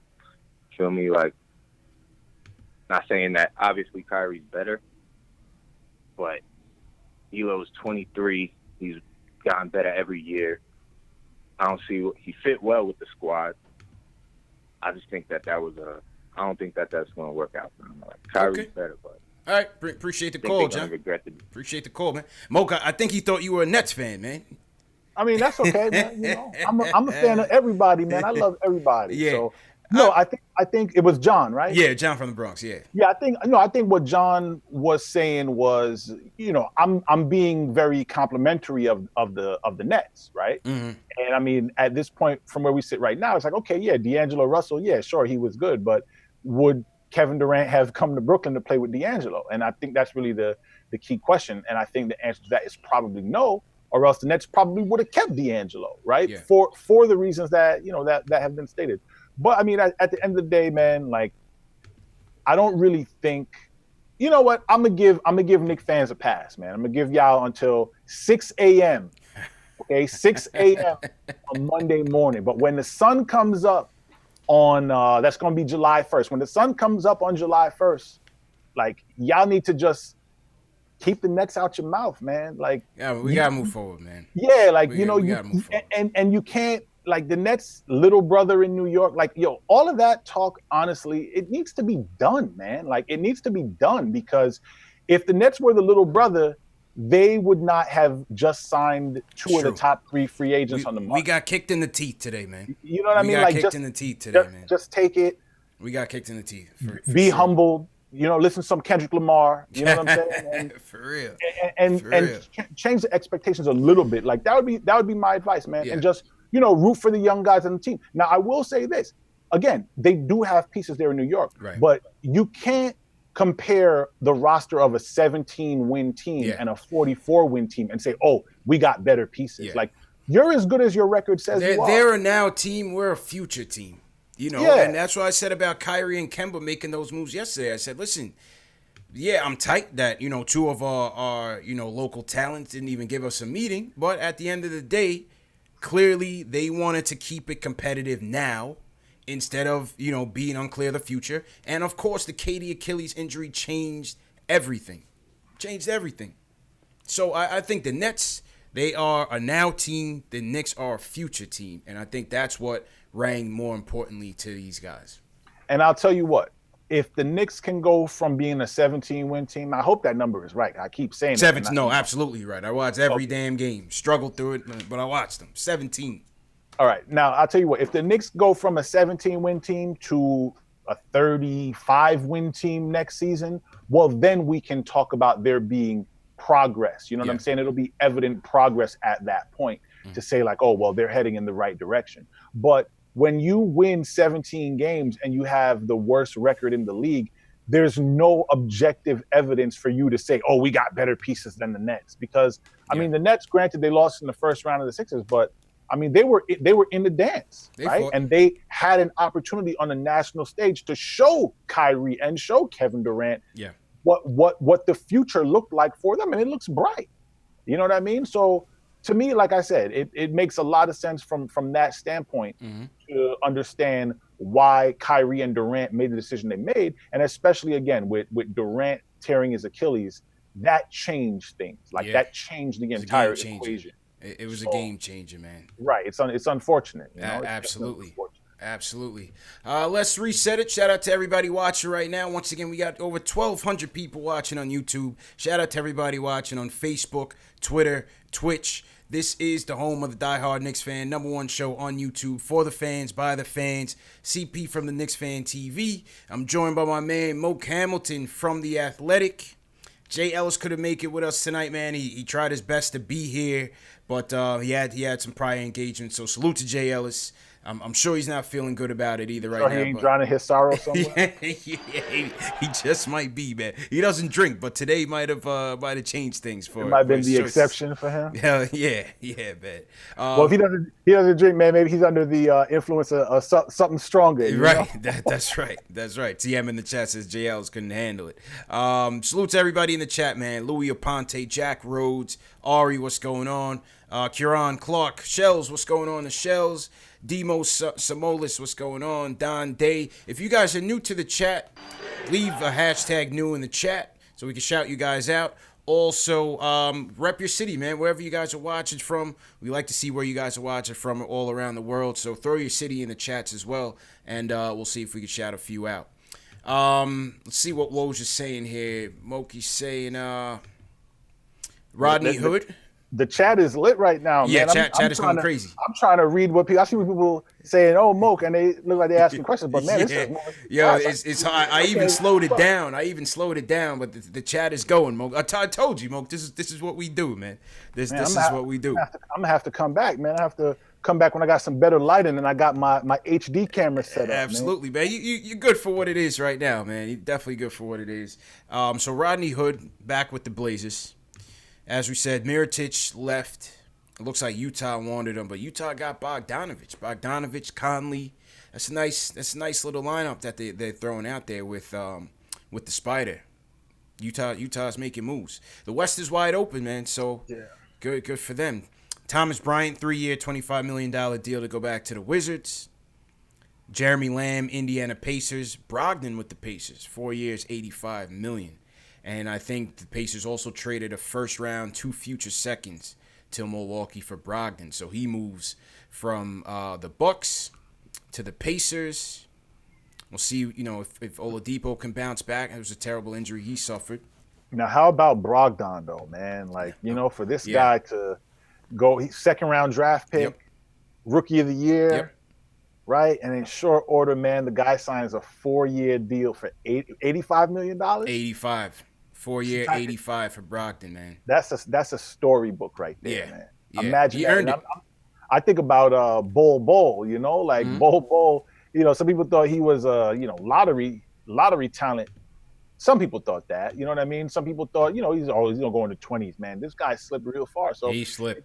It goes to show you, man, Draymond Green, another positive statistic, you know what I mean? Like that's I'm happy to hear that story for him. Solid two-way player, man. I would have liked him here. I still like him more in a supporting cast role, but you never know. He's still young enough. For sure. Maybe he hasn't reached the ceiling yet. Maybe he hasn't reached it yet. Shout out to Flazer Ingram. He says he's new. He's a Knicks fan for life. So salute to Flazer. Stay loyal. Tough day, but stay loyal, man. We'll be all right. All right, let's go back to the phones. Moke, just keep me honest on the time, because I'll be here for a bit. But if you have to shake loose, just keep me posted. Yeah, I got another 5 minutes. Okay, no problem. All right, so let's take this call before you wrap. Felix from Brooklyn, he wants to. I could go until 10 after if you. Okay, no problem, no problem. All right, so Felix from Brooklyn, go ahead, Felix. Hey, what's up, guys? It's tough that we lost out on the KD sweepstakes, but I messaged you on Friday on Twitter, and I told you about we were in a situation where we could build or we could strike the lottery. We didn't strike the lottery, but now we could just build. We know what our focus is. Yeah. I said get a couple veterans, show the guys the ropes. Take the chains off of the young guys from last year and just let them go out there and just rip it. You know what I mean? And then us Knicks fans, we're gonna hear it from like these Brooklyn fans. Just remember, they're like little kids, man. They're not real fans, And we just gotta stay the course. We just gotta stay the course. And and do what we got to do, and that we're gonna be, we're gonna be the destination that everybody want to come to, you know what I mean? And that's all I gotta say, and just keep our heads up. We'll make a couple moves here and there, and the sky's the limit for us. You know what I mean? We don't have a wall blocking us. We have the sky's the limit because, we have so many options still. You know what I mean? Yeah. It's not like we lost the money. We still got it. We can still make moves. Still got it. Like you said, guys. Appreciate it, Felix. Felix with the optimism there. Let's go to Oz from North Carolina. He says the Oakley situation influenced KD. Oz, how you feel, man? Good. What's up, fellas? Good. How you doing, bro? Good. When I saw the Instagram pic with KD and Oakley, I didn't like it. That's the problem. Man. I mean, it seems that like Oakley, almost sabotaged it. I didn't like it, Moke. KD of all the Knicks. Oh, Oak been sleeping with the enemy all year, man. I wasn't feeling it, man. Yeah, that's when I saw that, I said he's definitely not coming. And the Knicks do not have a good ambassador. They don't have a good recruiter. Like you got LeBron recruits people. You got Jerry West can recruit. You got Riley can recruit. These guys have nobody. Well, who did the Nets bring to the table? Jason Williams. You know what I mean? Who the Nets? The Nets haven't had this is the best all-season acquisition they've ever had in franchise history. I mean, Jason Kidd wasn't coming to that table for him.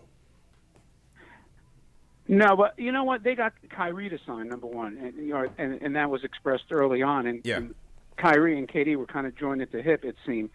But I'm not even convinced. I'm actually, I'm not like a Knicks fan that's upset about this. I think it's actually positive to let the youth develop. They could absorb salaries. I mean, like they could do something crazy like get Beal by absorbing Wall, let's say, something really crazy like that. But they can let somebody like Barrett grow now, and Durant might not hit the floor till 2021. And so, I don't get why people are freaking out. I mean, right now it's going to be Kyrie playing for a year with that roster. DeAndre Jordan is old. I think this is like when they signed, KD and Garnett and Paul Pierce, like everyone gets all hyped up and hopped up, but these guys are older. I don't see it, man. Okay. I think the Knicks are in a good place, but I do think that D'Lo and Randle should be an option. If for no other reason, because they could pour in like 30, 35 a night and take the pressure off the kids. And then somebody like Knox say, "Yo, man, play some D." Like these guys score, and you play some D. So that's all I had to say. I don't think it's it's embarrassing more than anything else. That's what I feel. But I don't think Knicks fans should. Okay, appreciate it, Alex. Yeah. Go ahead. So man. anyway. Yeah, I just wanted to say. So I think that this is common knowledge. But the picture with Charles Oakley, that wasn't current, you know? Yeah, no, it was an old picture, but I think it was. I knew it was an old picture, but to me, it was just Oak, tweeting that out after the fraternizing with the Nets all year and hyping the Nets up all year. I was, the optic was not the best thing to see as a Knicks fan, but it would be one thing if Kevin Durant tweeted the picture, but Charles Oakley is the one that put it out, right? So, but obviously it wasn't a good sign. Yeah. Well, what can you do? But like I said, man, we got to move on. One last call, Mook? Yeah, for sure. Right. Actually, let me just, before we get that, let me just clarify something real quick, because I did actually see one thing in the chat that I kind of wanted to just address quickly, because somebody actually made a very astute point where they basically are like, well, Moke, on one hand, you said last season you don't think that Fizz was coaching to win games, but on the other hand, you said a team is only as good as its record, right? So it's like, well, how can I say those two things? And that's actually very fair. The response to that would be, Fizz not coaching to win games is actually my opinion, based on what I saw and based on the fact that I knew the Knicks organization would want nothing more than Zion, right? That's what I think. But that opinion is formed on covering the team and watching the team and being around the coach and listening to the coach and knowing people in the organization, what their mindset is, right? Kevin Durant and Kyrie Irving don't know any of those things. Kevin Durant and Kyrie, when they look at the standings in April to see how many games they are behind the first seed or whatever, they're like, damn, the Knicks only won 14 games? Like, that's what they're seeing, right? And then when you go into a meeting, I mean, think about it. Why didn't the Pelicans want Mitchell Robinson? Why didn't they want Alonzo Trier, We feel like these guys are good and they can play, but when other teams and other parties around the league are making determinations about you, they're looking at wins and losses at the end of the day. So when I say you're only as good as your record, I'm talking about pretty much to anyone that doesn't actually know your organization or know your team. And most of the players in the league, like, the first thing they're looking at is they're looking at numbers, and the wins and how much money they're going to be paid. Like, those are usually two of the really, really important numbers. Yeah. So just wanted to clarify that point and shout to the person in the chat that, that made that point. I didn't catch the name, but it was a good point. Okay. I wanted to respond to that. Good points. So yeah, let's get the last call in. Yeah. Okay. I'm up on the clock, but you know what I'm saying? Yeah, no problem. One. All right, let's go to let's see who's been waiting here. Devin from Brooklyn's been waiting here for a minute. He wants to talk about the effects on the Knicks' future. Devin, what's going on, bro? How you doing, fellas? Love your show. Love everything about it. I love seeing like another brother doing things. Congratulations on that. Thanks a lot, bro. But I ain't gonna lie to you, fellas. I literally was supposed to go to the Spike Lee block party with my girl. Oh, it was today. I couldn't make it. Yeah, it's today. Oh, wow. I saw that KD stuff, and I dropped to the floor. I text her, like, look, can't go. Like, I probably won't come outside for another 2 days. Like, it was that real for me. But I was hurt. Then I had to watch, listen to you guys, speaking very intelligent on the situation. I said to myself, we're good. We just got to build with them. I don't want, even though I love Stat, I don't want the Amari knee-jerk reaction. I say we go for Randle. I'm not sold on D'Lo. I'm just like you. I'm not sold on D'Lo. We go for Randle, and we give DSJ.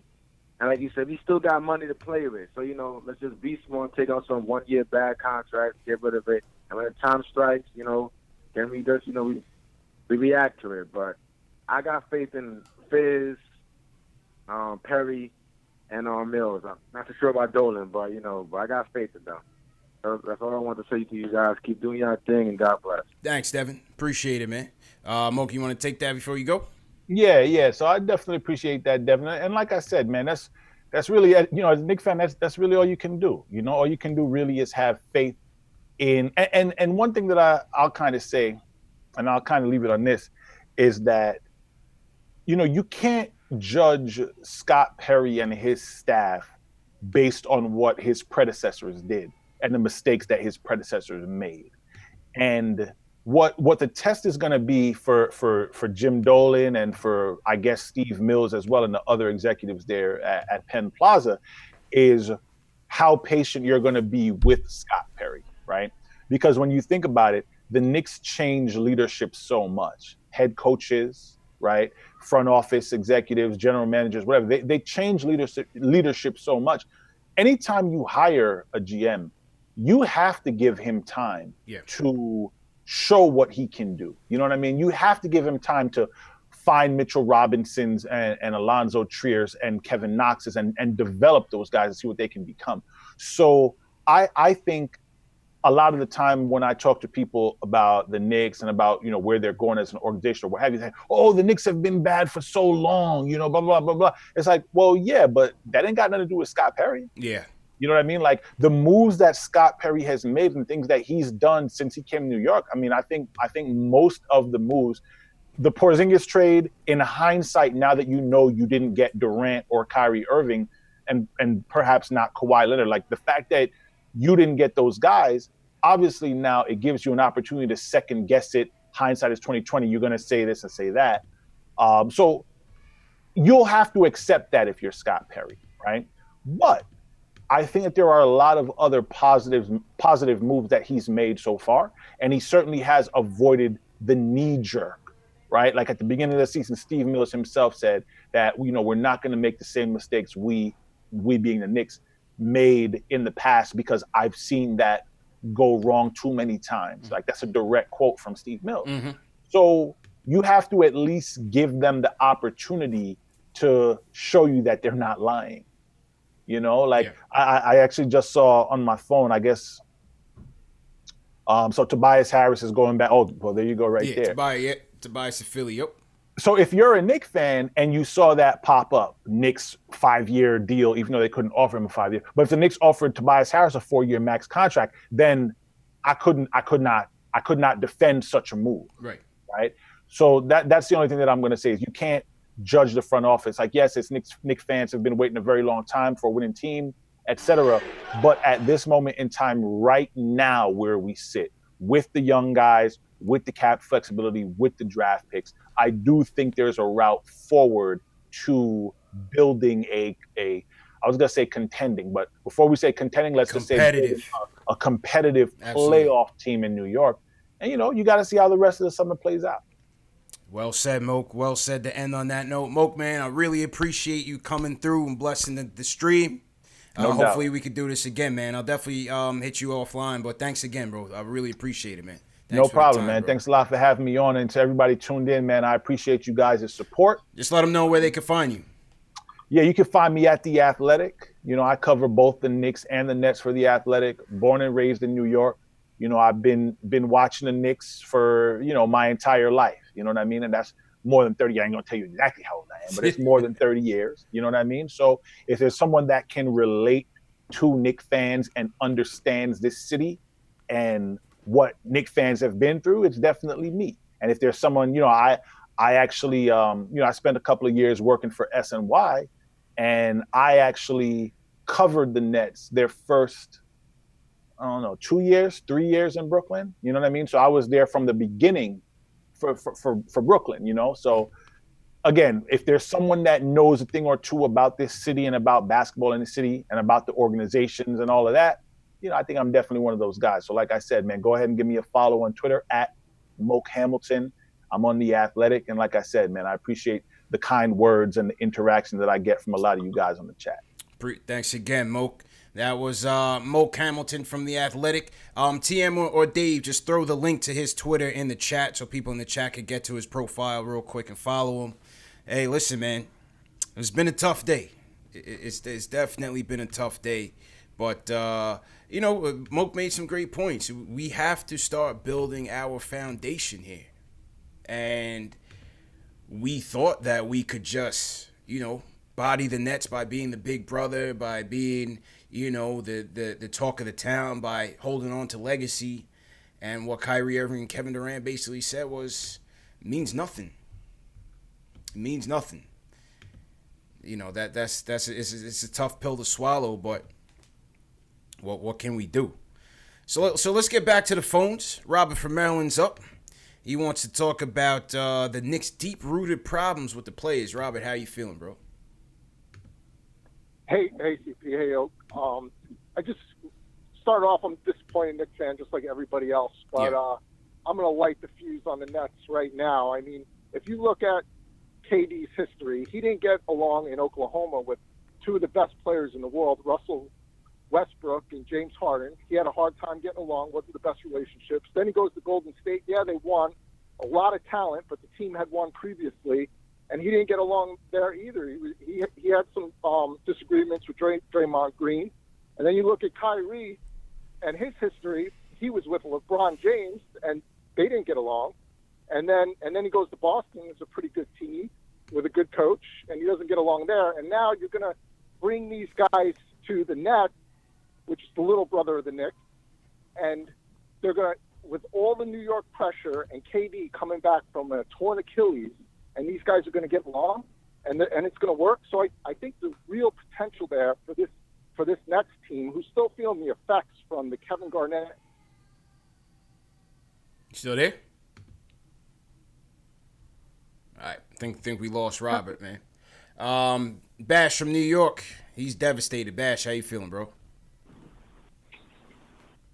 Man, I'm just feeling it bad, man. Just terrible right now. Yeah. But I want to talk about, like, real talk, man. Like, we need to stop talking about the Nets or Sean Marks or development and all that. There's something very foul that's going on in the Knicks organization, man. Something foul that we're not privy to as fans, or the media is not telling us. But there's something foul. I mean, DeAndre Jordan played for the Knicks last year. Rod Strickland is Kyrie Irving's godfather. Kristaps Porzingis is an infant in the NBA by all means, yet he didn't want to take your money. Like, Kemba Walker didn't even want to come here. I mean, this is something foul going on here. We just got to address that, man. That's real talk, man. It has nothing to do with the Nets were winning, a winning organization, or they built their team right. There's something foul that's here in New York, man, in the Knicks organization, man. And maybe it's James Dolan, maybe it's Steve Mills, but there's a rumor that goes around that we're not privy to, that Charles Oakley knows, that Rod Strickland knows, that Kristaps Porzingis, being here 3 years, found out about. There's no reason for us to think that R.J. Barrett won't have the same sentiments as Kristaps Porzingis. I mean, anyone who's here long finds out they don't want to be here. Well, wait, hold on one second. Hold on. Let me stop you right there. Money. Let me stop you right there, because Ramona Shelburne from ESPN is saying that the Knicks and Dolan were not prepared to offer KD a full max contract due to concerns over his recovery from the Achilles injury. Knicks are in LA tonight meeting with Julius Randle. Hey. You're not going to get Julius Randle. You're not going to get D'Lo. Like, but respond to that though. What do you think about that? Because that's big. That is big.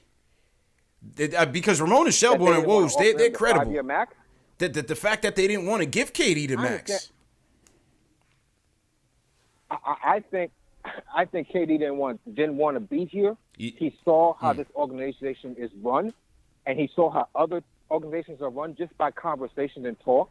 And that's what I'm talking about. There's conversations within executives and amongst players that we're not privy to that say something bad about New York Knicks constantly. There's nothing good that is said about this organization. DeAndre Jordan played here last year. And that's just crazy to think that now he's going to Brooklyn with KD. And I mean, the Knicks, these players want to play in New York. Yeah. And it's convenient that Brooklyn has a team in New York so they don't have to play for the Knicks. Because the rumor around the NBA is something very foul going on in that organization. I'm not blaming Scott Perry, but Steve Mills has been there for decades. Okay. James Dolan, we already know the owner we have. This has nothing to do with Brooklyn. But why is it that it can't just be that Brooklyn is a now team and we are a future team? You can't look at both rosters and say that we come anywhere close to that. And if you're looking at Kyrie, whose time is limited on those knees, you're looking at DeAndre Jordan, who's put in time, and you're looking at KD coming off that injury, they want to still win now. I don't see why that's so hard to grasp. I can't grasp that, man. Just like the caller previous, there's something bad going on in the New York Knicks that has nothing to do with anyone else. I mean, R.J. Barrett's going to be here. Yes. And he sounds just like Kristaps Porzingis when he came here. I remember Kristaps Porzingis told a fan, take that Brooklyn Nets hat off. You should be wearing a Knicks hat. he was just as enthused to be a New York Knick as R.J. Barrett looks today, and yet he wanted out. Okay, he wasn't taking your money. The Knicks have $70 million, and no one wants their money. Okay. There's something foul going on in this organization that needs to be wiped away. And we need to be serious and talk real talk about it. It has nothing to do with this Sean Marks or development or any of that, man. It really has to do with why players don't want to come play for the because New we're York not Knicks. ready to win. We're not ready to win, Bash. We're not ready to win, man. And appreciate the call. Appreciate the call. I didn't want to clutch you, but I got other calls I got to get to. We're not ready to win. And I've said this before. The clocks never aligned to bring KD and Kyrie here. That's why I always thought even if they did come here, that they would still try to get that Anthony Davis trade going because it doesn't align with us and the young players. Now that reality has set in, the Nets are a now team. We have to come to that realization. And yes, there was something wrong with the Knicks. They were suffering from mismanagement for years. For over 25 years, they have mismanaged this team from a Ewing trade on down. Things have been setting us back years and years and years. And now Scott Perry, he's come in to try to clean this up. And we still have to build that foundation. I don't see why it's so hard to see that these guys want to, yes, come to New York, but they also want to win within their window. They have a smaller window than R.J. Barrett. R.J. Barrett just got here. Kevin Knox just got here. DSJ, Frank, they just got here. So we got to be patient. We got to be patient. You know, I understand, you know, the sentiment that why did they diss us to go to the net? DeAndre Jordan's gotten up there in years. So I'm sure if Kyrie and KD said, yo, let's go to the Knicks, DeAndre would have followed suit. Back to this Dolan thing, though. I don't know if is it the Garden spinning this? Or is it true that Dolan didn't want to give KD the money over the Achilles? He got burned already from Stat. So all the Dolan needs to sell the team, people. How do you feel now? If he was trying to protect us from eventual danger, I don't know. I'm just playing devil's advocate. How do you guys feel about this? Do you feel like it's spin, or do you feel like it's the truth? And how do you feel about it? I'm gonna go back to the phones. I want to know something, man. I want to know how you guys feel about this. Eric from Orlando's been waiting. Eric, how you feel about this in terms of Dolan not wanting to give him the max? You believe it? What's up, CP, man? Yeah, yo, I'm so happy that you reported that while I was on hold, because I've been saying that for about a week, that I don't think we're gonna get KD, because there's no way they're gonna give a 31, 32-year-old, 100 and whatever it is million after Amari. Yeah. Like, we have to learn from these mistakes. We already did this. Like, I'm honestly, what I really called in initially was, I'm not mad about any of this at all. You know, I heard Kenny Smith say something about 2 weeks ago that stuck with me. He was like, teams need to learn how to bake and not microwave. Yes. Right? Agreed. Just go get. I've been screaming D-Lo. You probably seen me in the message on YouTube. I've been screaming for D-Lo for about 2 weeks. I want Julius Randle as well. Sign a bunch of other young players on some 1-2 year deals and run it back. Yeah. Let these boys grow. KD is 30-something years old. That contract, in my opinion, is going to be an albatross in about year 3 or 4. Because who do we have, as an example, that came back from that and was a beast? True. We don't know. We don't know. 2 decades ago? No one.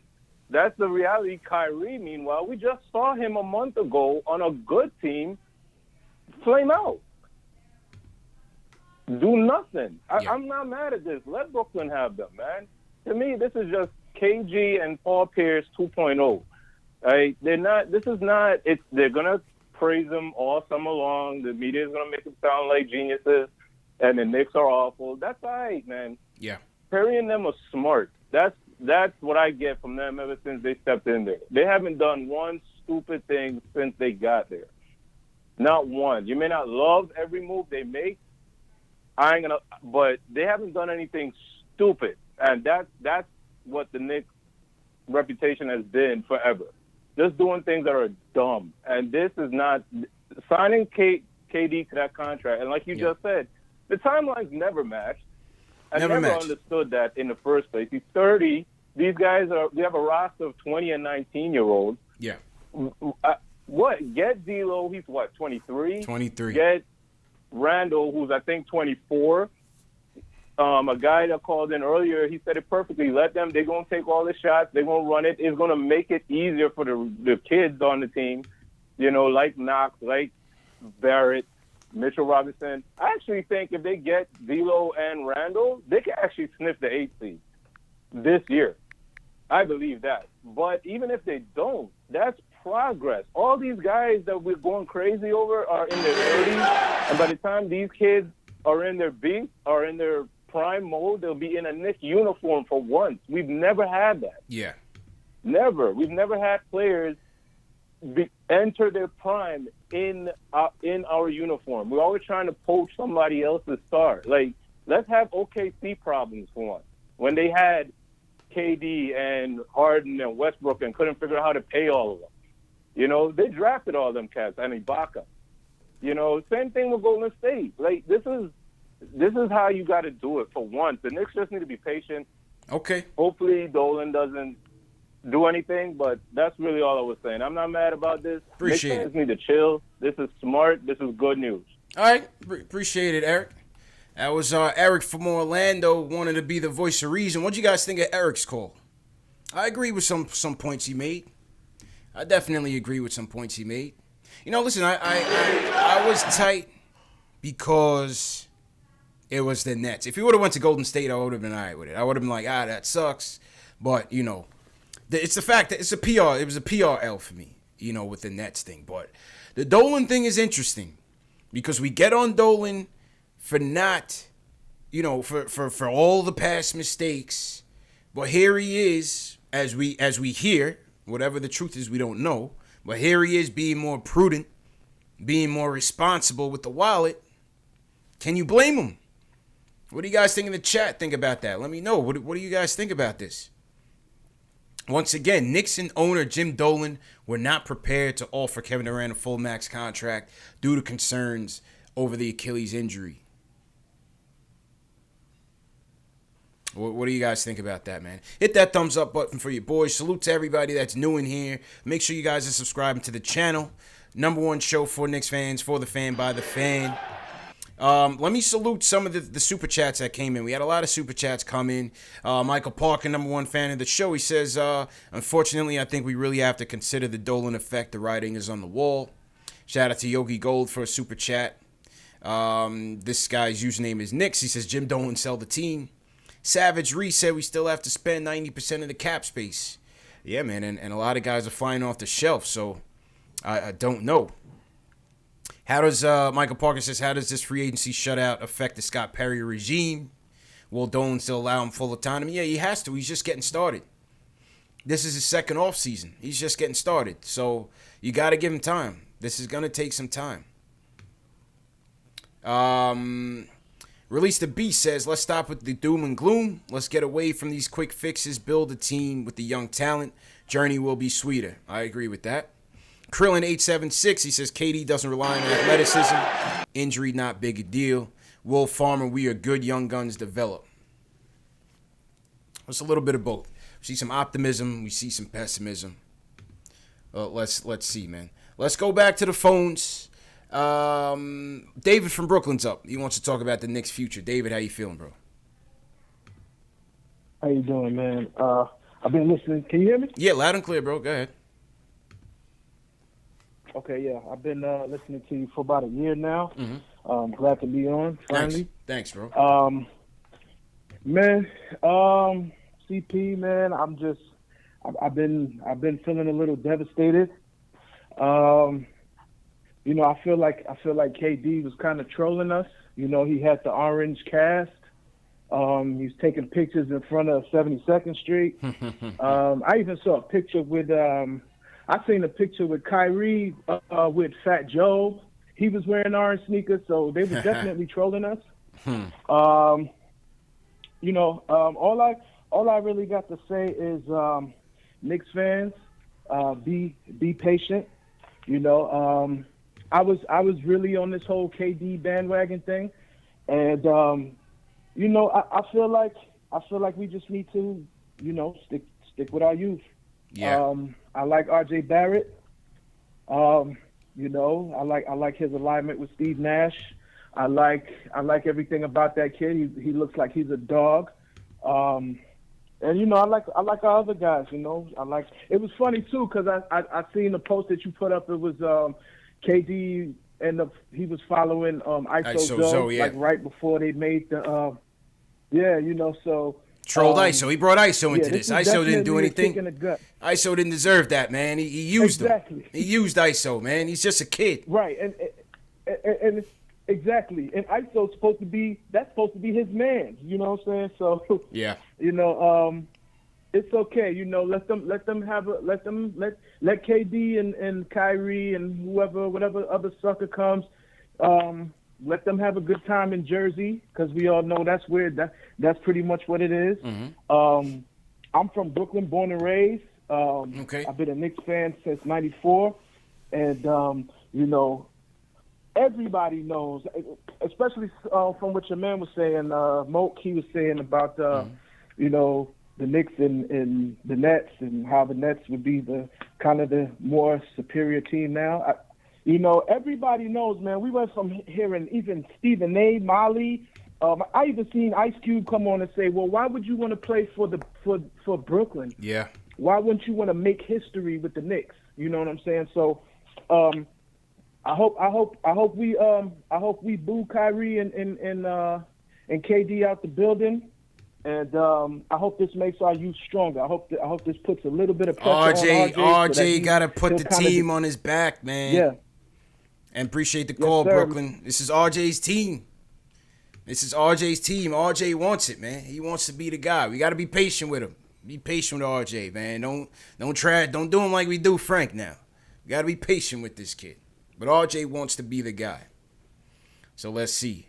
He's talking about First Take Molly. I don't watch that stuff, man. I'm not going to watch that stuff tomorrow. I'm not going to watch it the next day. I'm here. KnicksFanTV. Like I said, this is the home of the diehard Knicks fan. No disrespect to those other guys, but this is the home of the diehard Knicks fan. It's about us. We're going to give you objective analysis. We're going to bring on guys from the beat. You heard Ian Begley. For those of you that didn't see it, Ian Begley was on. You heard the interview with Mark Berman. We had Moke Hamilton on here. So we're bringing guys from the beat. Bringing them here to give you some jewels, and we're just gonna stick together, man. We're gonna stick it through. Gotta stick it through. Some news around the league. Nerlens Noel goes to the Thunder. Good for him. Thunder's going nowhere fast. They need to make moves. I don't think Brody's the guy. We see Tobias Harris back with Philly. See what's going on. Bazemore, we knew that Bazemore got traded to the Blazers for guy's name is slipping me now, a guy from Ohio State, but Bazemore got traded to the Blazers. Rodney Hood back to the Blazers. Evan Turner. Bazemore got traded for Evan Turner. Indiana, Jeremy Lamb, he burnt that Charlotte bridge later, MJ. Brogdon, this was a big one. This was a guy we had liked. Brogdon, 4 years, $85 million. Brogdon moving on to the Pacers from the Milwaukee Bucks. What else, man?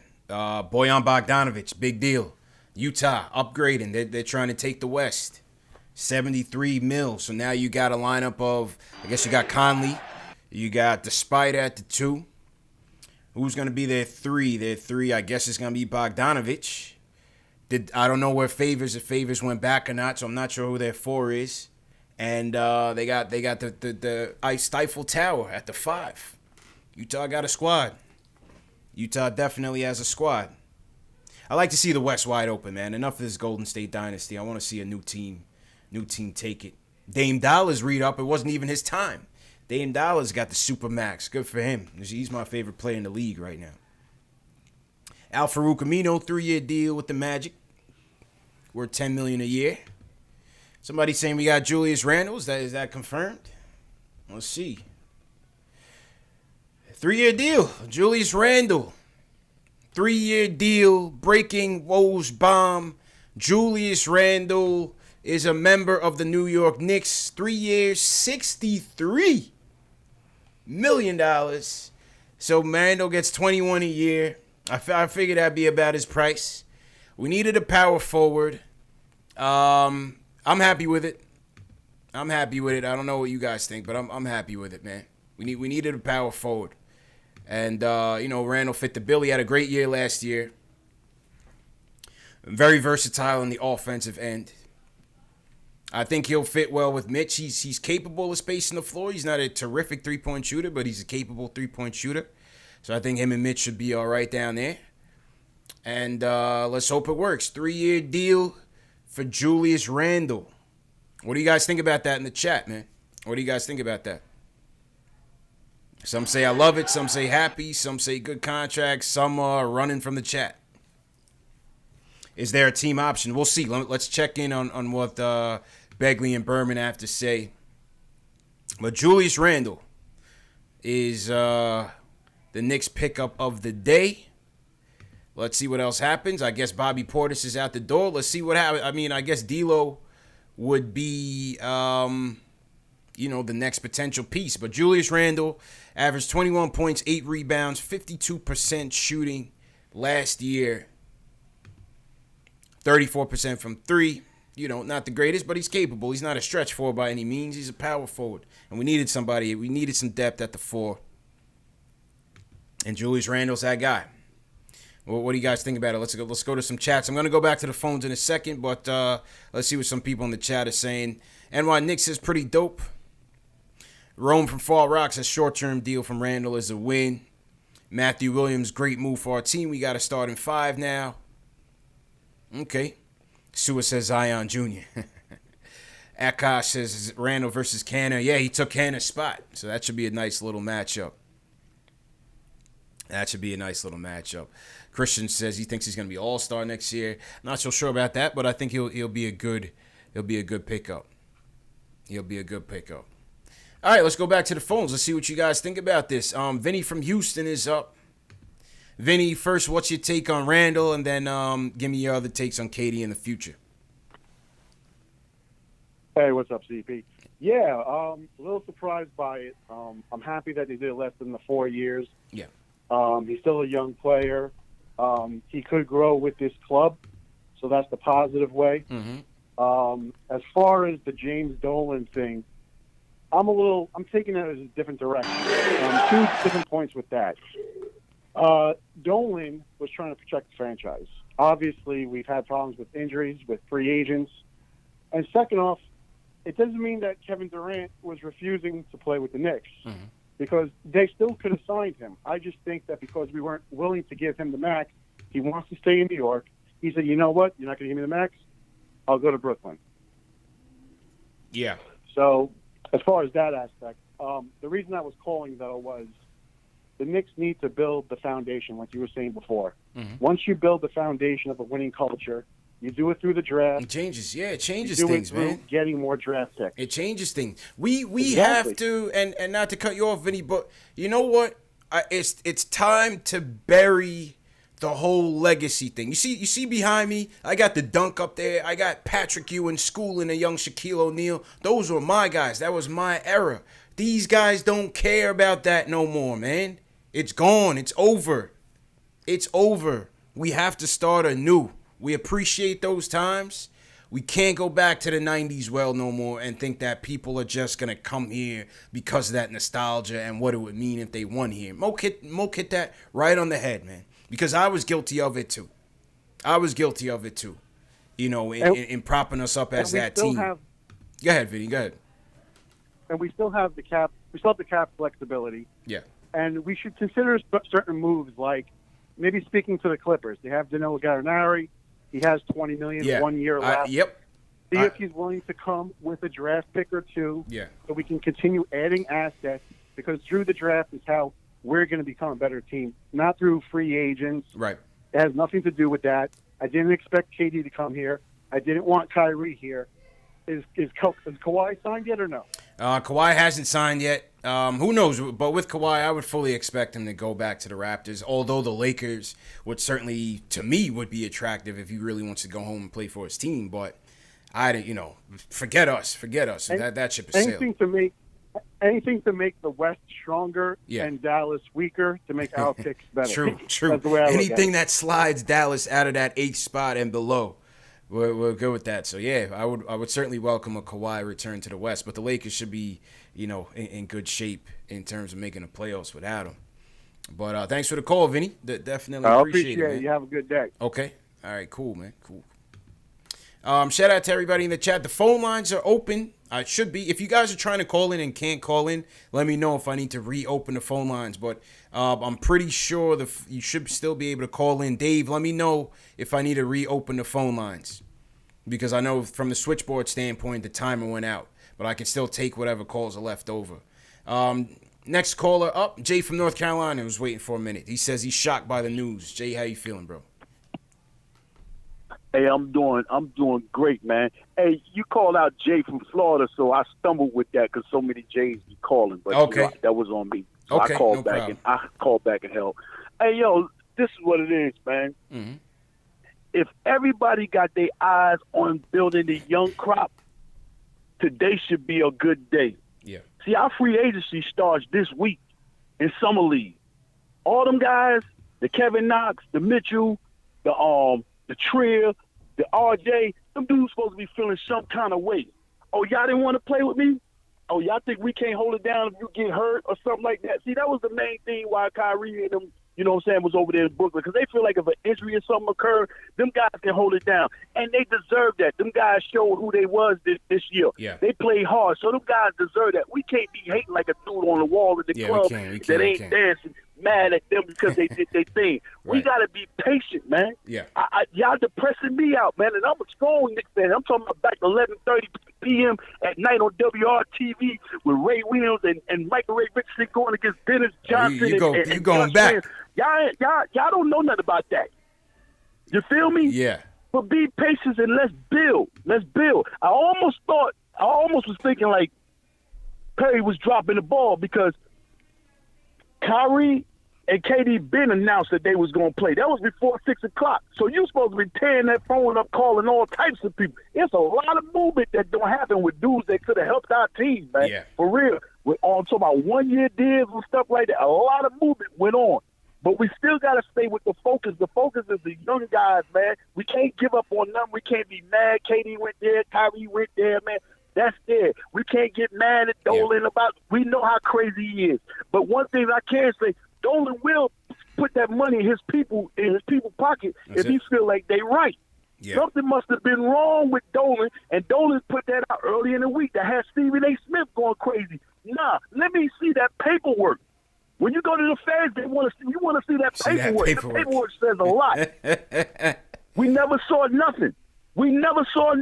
So Dolan pulled the plug and did what he wanted to do. You know what I'm saying? Yeah. But just relax.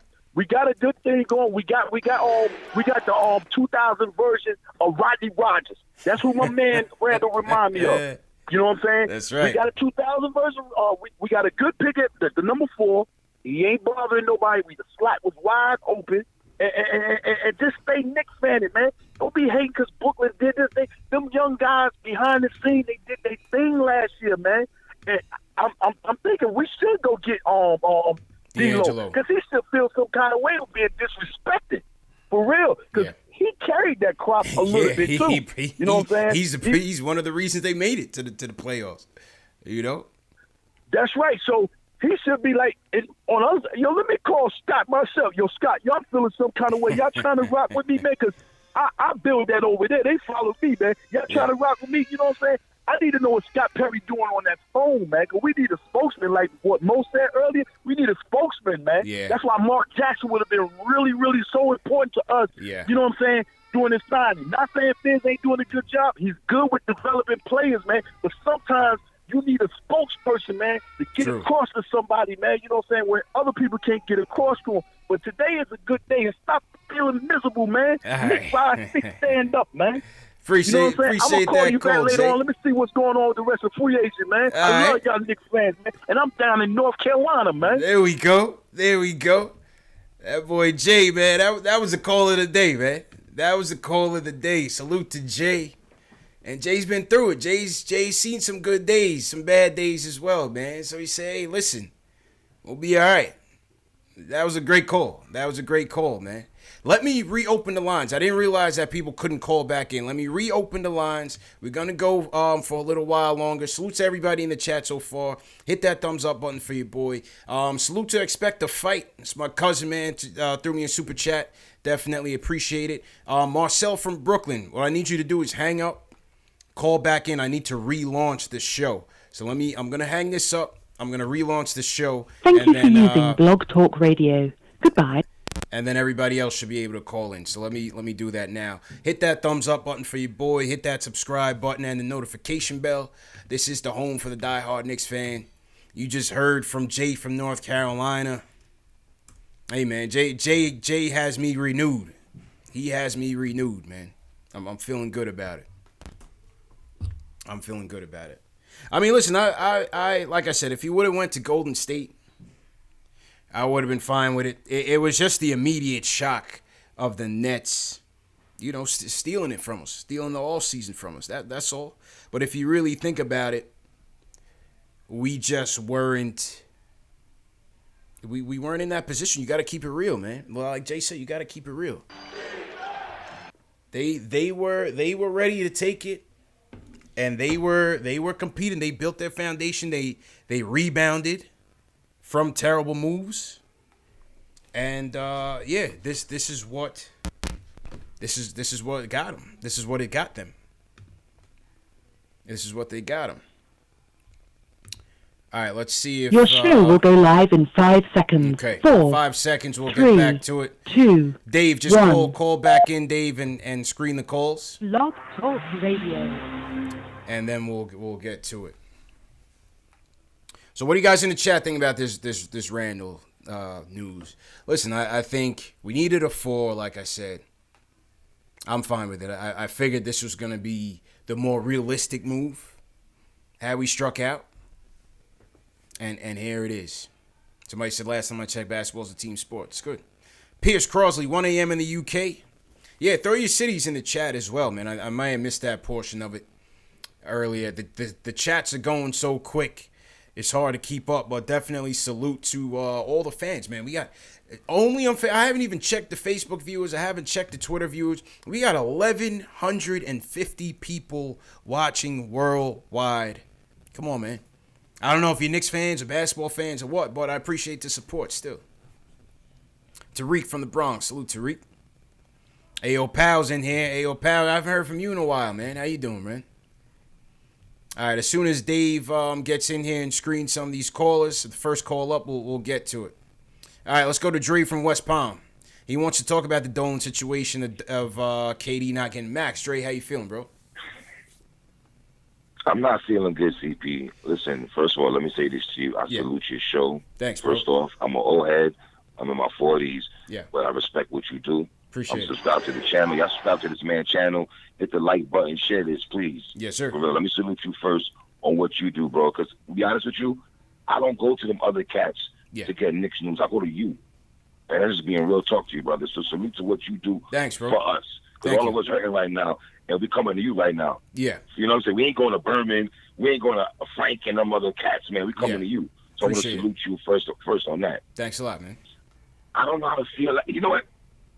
Like you said earlier, it would not hurt that much, CP, if he went to Golden State, if he went to the Clippers. Because he went to the Nets, that's where it hurts the most, and it stings that now they're going to parade around the city. And here's the thing. Scott Perry was there when Kevin Durant got drafted by Seattle. Was he not in the front office? Yeah, he was there. He was on that team. He was with that group. CP, you can't even get a conversation, fam. Not even sit down, bro.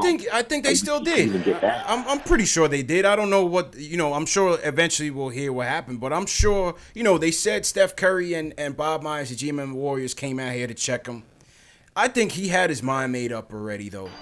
I think he had his mind made up. Right. I'm sure they, the Knicks called, checked in, how you feeling, and he was like, listen, this is what I'm doing. If we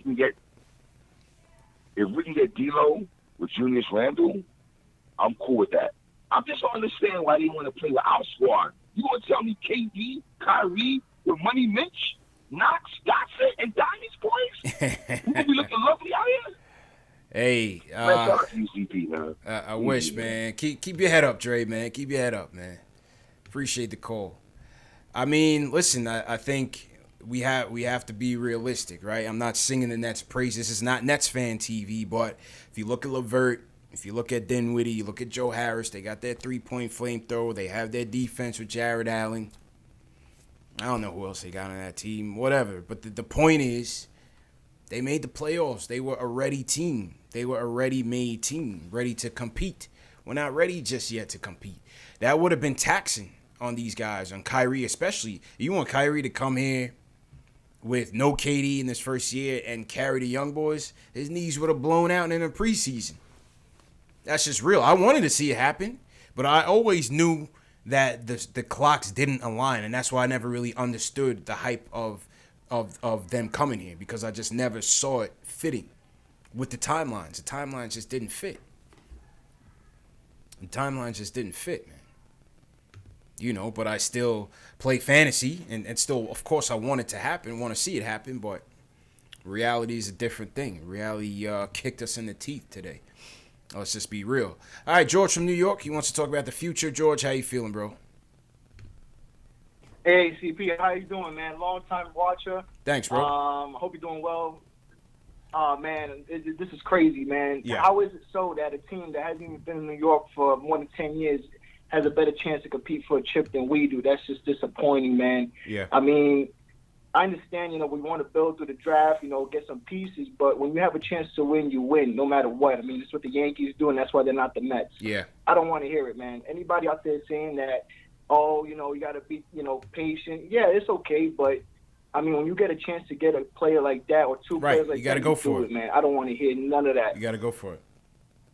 You know what I'm saying? Mm-hmm. Mm-hmm. Yeah, I mean, that's crazy. I mean, 3 years, $63 million, that's cool and all, but I mean, we still have to develop players, and not just that. All right, cool, let's say they develop. After 3-4 years, what star players are going to be available to, bring into the team as free agents, just like we could have done this year? Who? There's not going to be nobody around. This was it. Right, but you're right. You're right on that, and appreciate the call, George. But the thing is, that's what Moke was saying, and that's what we were saying.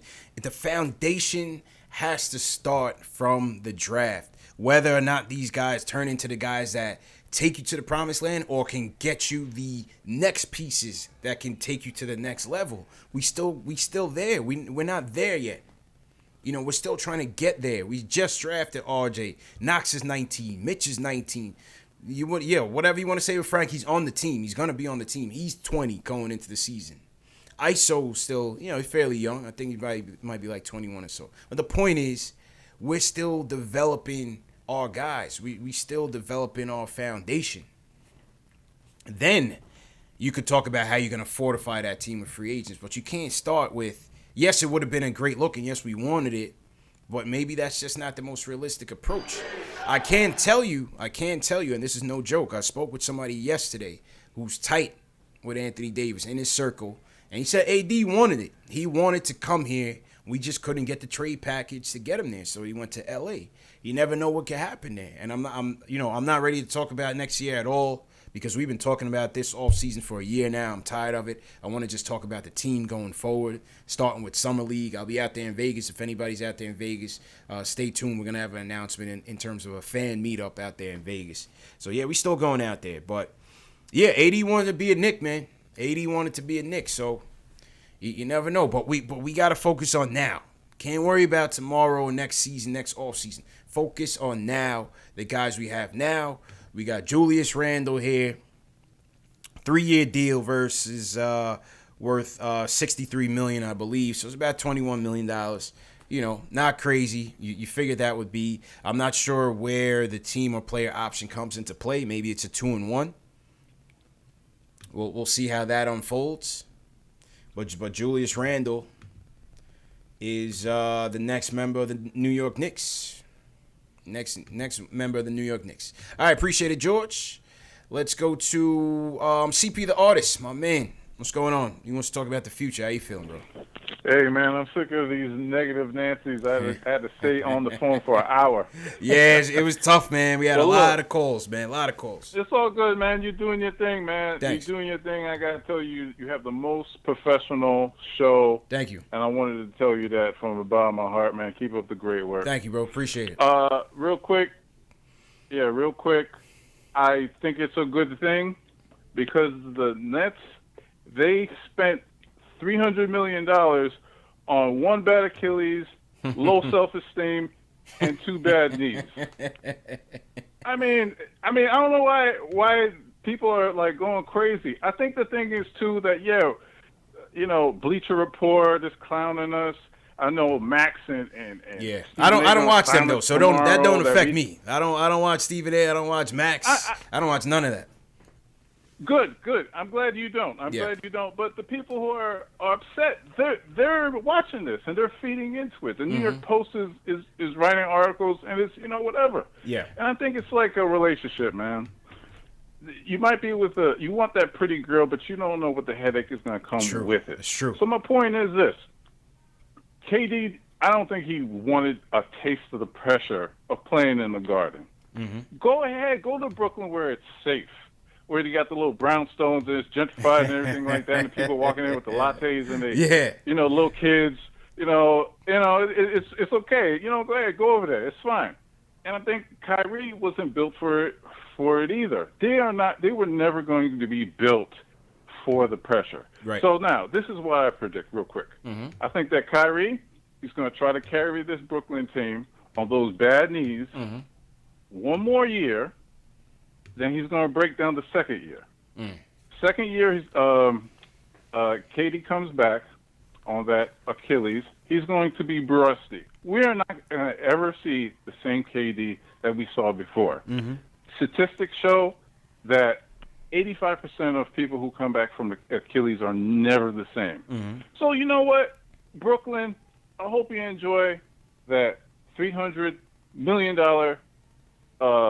damaged goods that we got. We got a future, and I'm happy that we're getting younger, and I believe that the team is going to be hungrier, and I'm going to be patient, and I'm going to let you go on that, my brother, man. Keep up the good work. Appreciate the call, CP. Definitely appreciate it.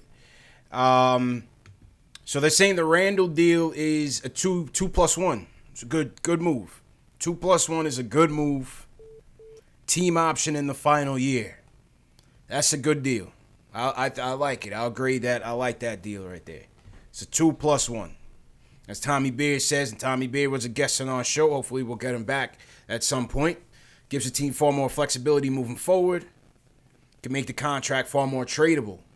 So if he's not working out, you want to get rid of him, that's great. Alex Collins, salute to you. Alex, how you feeling, man? I don't know if you can call, but call in if you can, man. All right, who's up next? We'll go for another 10, 15 minutes. Jamal from Queens is there. He says he's not that upset. Jamal, how you feeling, bro? Hey, what's going on, man? I'm just saying, everybody is got all this doom and gloom about not signing KD and whatever. We got a good young base that we're working with right now. Mm-hmm. And honestly, if you look back, there's not been a team that has won that has not had a player that's drafted that's had a good portion of win share, even if you go back all the way back to Magic. So if you look at it that way, we need to build our base, and then we can add on parts to actually get to that championship level. We can't just think that we're going to trade players and sign free agents, and that's going to get us to that level. You got to have something to start with. Yeah. And what we got right now is a talented young group that we really have to focus on. And I think that's the way that we're going to build going into the future. Yeah, I agree. Jamal. Good points, man. We have to. We're still crawling. You got to crawl before you can walk. That's what they say. And like I said, today was a tough reminder of that because I don't think it was much more than that. I think these two guys, Kemba same way, they wanted to go to ready-made situations. We're not ready-made yet. We're still trying to make ourselves. So. Good call. Sam from Brooklyn up next. He wants to talk about the Julius Randle pickup. Sam, how you feeling, bro? Hey, what's going on, man? Good letting you have me on, man. I'll be listening to you all the time, man. Thanks, bro. For real. But, yeah, that Julius Randle, like, a lot of people looking at it like, oh, y'all got Randle and didn't get Durant or Kyrie. Listen, man, even if we did get Durant, next year was damaged goods because next year we couldn't use them. So that's a whole year sitting out. We probably would have had to try to tank or see what we could do. And then you think about it, the second year he come back, he's going to have to win because you don't win that second year. Now you just throw out half his contract for nothing. You know what I'm saying? Right. So, and Julius Randle, man, he's a bully, bro. That boy's a bully. He get to the paint whenever he wants. You know what I'm saying? They're going to work on that shot a little. Mm-hmm. And then like dude before me was calling and said, bro, we got a nice young squad. We got ISO Zoe. Get to the paint whenever he wants damn near. Knox scoring 20 on 30% shooting from the field. Like, when he actually gets his field goal percentage up and becomes more consistent, I think he was overwhelmed. His first year in the league. And I think he settled a lot of shots. When that boy gets his field goal percentage up, you got Dennis Smith Jr., a little undersized. Mm-hmm. But he kind of gets to the paint whenever he wants.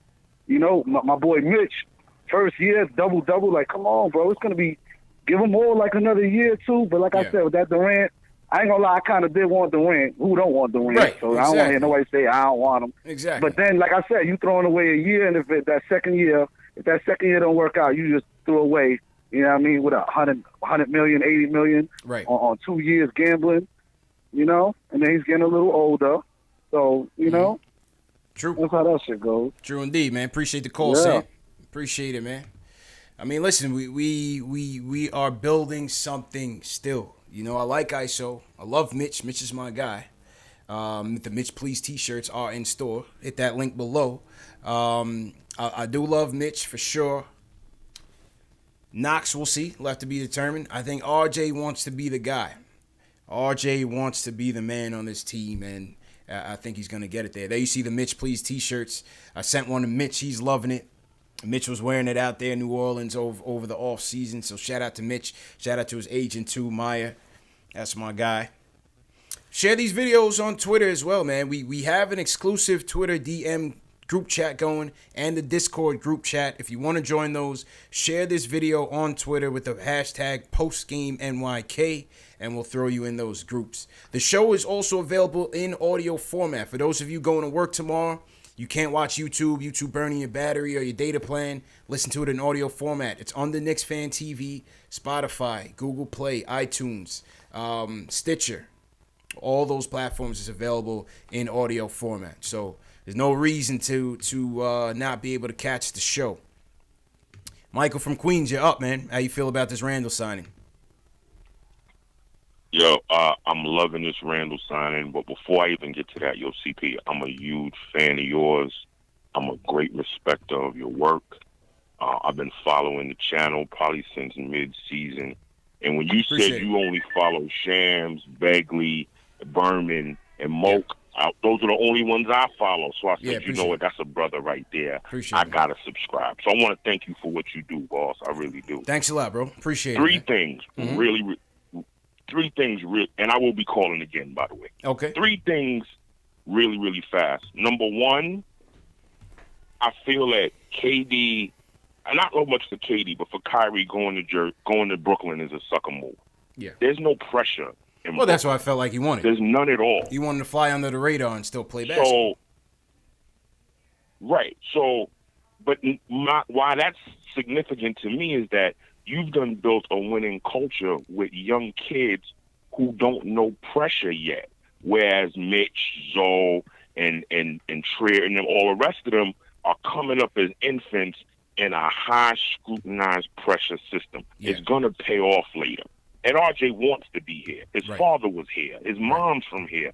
He knows that already. Yeah. That's number one. Number two, Julius Randle is, in my eyes, a younger version of Zach Randolph, who, if you remember, though Zach couldn't get up or he couldn't jump over an envelope, was a beast in the paint. Mm-hmm. Take anybody in the paint, score at will in the paint, and rebound at will in the paint. And that's something that we don't necessarily have, especially if Mitch is going to be your defensive stopper. You need a young dude that can. You need somebody next to him that can offset his inefficiency. Right. And he's young. He's 23. So who's to say that 5 years down the line we're not Eastern Conference championship contenders with a starting five that consists of RJ, Knox, and Mitch in the middle, and Randall on the side. So that's number two. And, lastly, I didn't want either one of them here. I understand New York seems dysfunctional, but in a lot of ways, what Ninja P has been able to do since he's been here, if you go by what you read, Dolan has kept his hands off with the exception of Fire and Phil. So what are we talking about? He's been hands off. And we needed him. We needed him to do that. 4 years? We needed him to do that because And Phil he was did- going he senile on us. Phil was losing it. So he did what we needed him to do. So it seems like it's a Ninja P show. So if that's the case, in some ways, as warped as this may sound, CP, it ain't broke. So don't fix it. Let him continue building what it is that he's building. And winning is the greatest deodorant. So if we double the wins, win 38 games next year, fighting for an 8th seed in February and March, won't nobody be talking about the Knicks stink. Yeah.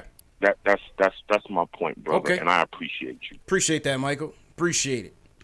Appreciate the optimism. I will say, though, and I said this last night, building young and building through the draft isn't a guarantee of anything, right? You still have to get lucky. You have to get lucky in the draft. You got to get lucky in free agency. Basketball is luck. A lot of luck has to do with it. As much as your scouting and your coaching and your chemistry, there's a lot of things that go into building the championship team. The NBA is a very top-heavy league. And you have to get things right. Things have to go right. Look at the San Antonio Spurs. Their dynasty was built on getting lucky enough to get Tim Duncan with the number 1 pick, and they weren't even the worst team that year. Boston was the worst team that tanked heavy, and they still couldn't get Tim Duncan. It was the Spurs who lucked out with Tim Duncan. And I believe that was the year David Robinson was out with a broken foot, and the Spurs were able to get Tim Duncan, and that was a 20-year dynasty they built off of that. So I understand, the optimism with the young guys. We got to take it, brick by brick, piece by piece, because you just don't know. There's no guarantees that it's going to lead us anywhere. We still got to, get the right pieces around them and make sure that these kids are developing and we're getting the most out of them. So let's just, we got to temper those expectations because there's a lot of teams that's still young. Look at Phoenix. They can't get out of their own way. Minnesota Timberwolves, they got Towns. They got Wiggins. They had all that. They still can't move. Still can't go anywhere. Denver's just now getting there, but Denver was for a long time. They were terrible. The Warriors, they look at the Warriors now like, gangbusters. Warriors hadn't won since the 70s. Won anything. Barely made the playoffs in them years.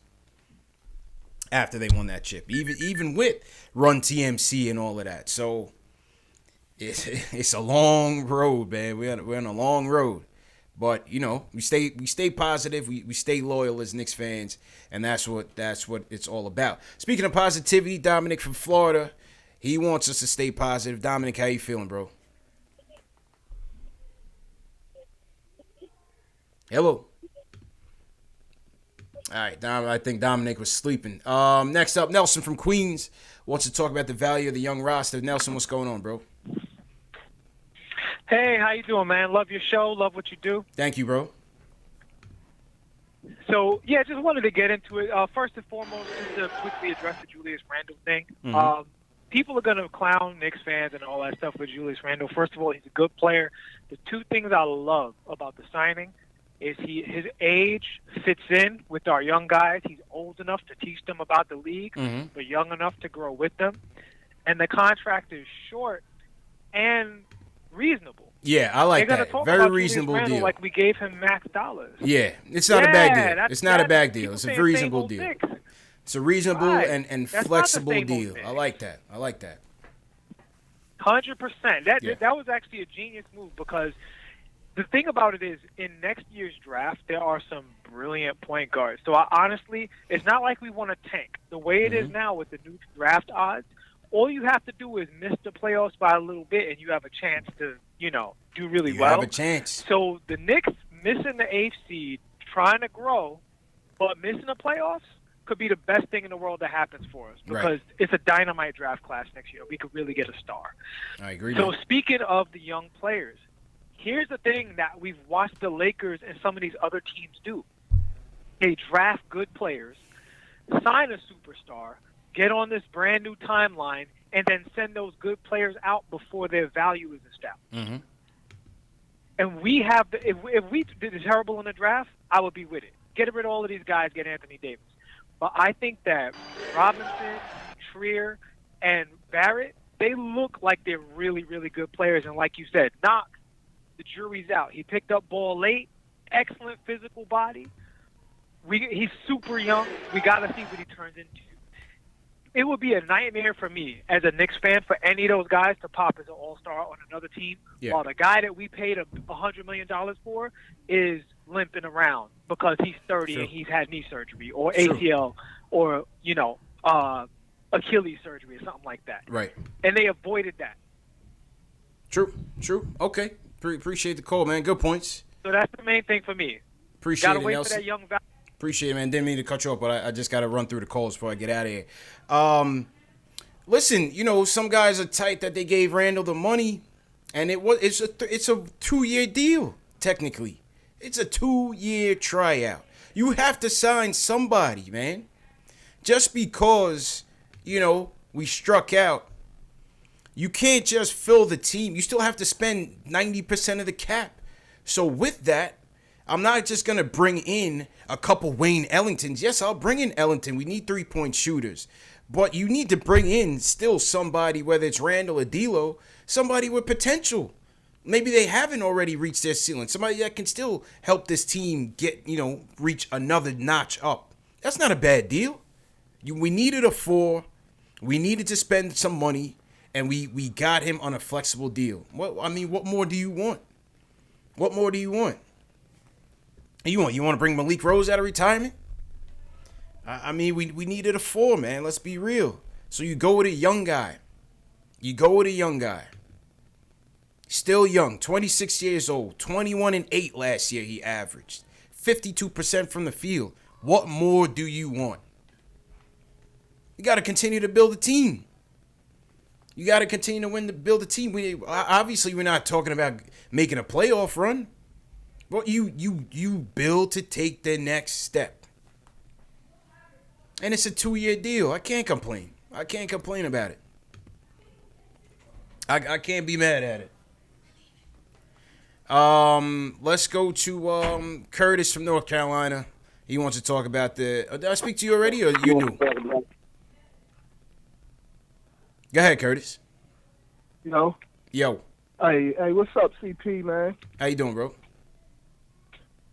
Yeah, shout out to you, man, first off, man, because you're killing it, bro, and I agree with you 100%. Thanks. As a Knicks fans, we don't need to watch them other shows, none of that garbage. We stick right here at home, baby. Yeah, I'm not with the doom and gloom, the doomsday shows. I really don't care, man, because I already know those shows. Man. I don't like to put those things down because obviously those guys work hard, but it's a whole nother agenda, man. I'm just not with it. I don't really care what they have to say, to be honest. Right.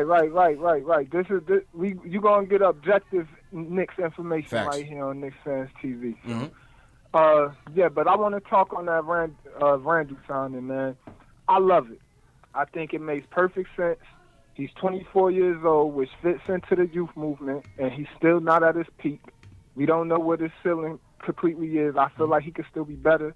Maybe like as far as the effect that I feel like he could have on the floor, maybe like a Draymond, but with a better offensive game. Right. I think. Well, if he can be as smart as Draymond, that's one thing. Draymond, he's a hothead, but he's a very high IQ basketball player, man. He's a great player. High IQ, man. right. Yeah. And I think Randle got some potential because he definitely played a. I don't know exactly where his IQ at because obviously I'm a Knicks fan. I don't follow too much Pelicans basketball, but from what I've seen from him, he played a bully ball. I think his style of play fits New York, that grit that we like in New York, the way he likes to bang and get dirty in the post. So I think that fits perfect. I like what we got as a core, man, with the youth, man. Knox, I think, is going to surprise people. I've been watching, some of his workout videos this offseason, and he's looking real impressive. His handle is looking like it's improved tremendously. Yeah, he's working hard. Which is one of the things I said he needed to improve most. Mm-hmm. Yeah, so. Okay. I think we good, man. I think we're in a good position. I never wanted KD. I know a lot of people find that hard to believe, but I feel like we do that too much, man. We break up what we building at home, chasing the big names. Always chasing skirts, man. We got to start from scratch all over again. It's true. It's true, man. Appreciate the call, bro. Right. So I think, man. I think we doing the right thing. We heading in the right direction. Knicks fans, don't panic. We good. Okay. Appreciate the call, man. Well said, bro. Well said, man. All right, a couple more calls before I go. Let's go to Above the Rim. There's my mod in the chat. Above the Rim wants to chime in on KD and Randle. How you feeling, bro? BP, what's good, bro? What's good? What's good, man? How you feeling, man? Pretty good, man. So check this out, CP. So my brother-in-law, he's a huge Nets fan. Mm-hmm. So I texted my brother-in-law. I said, congrats. That's all I said. Mm-hmm. He texted me back, no, very bad move. Durant is done.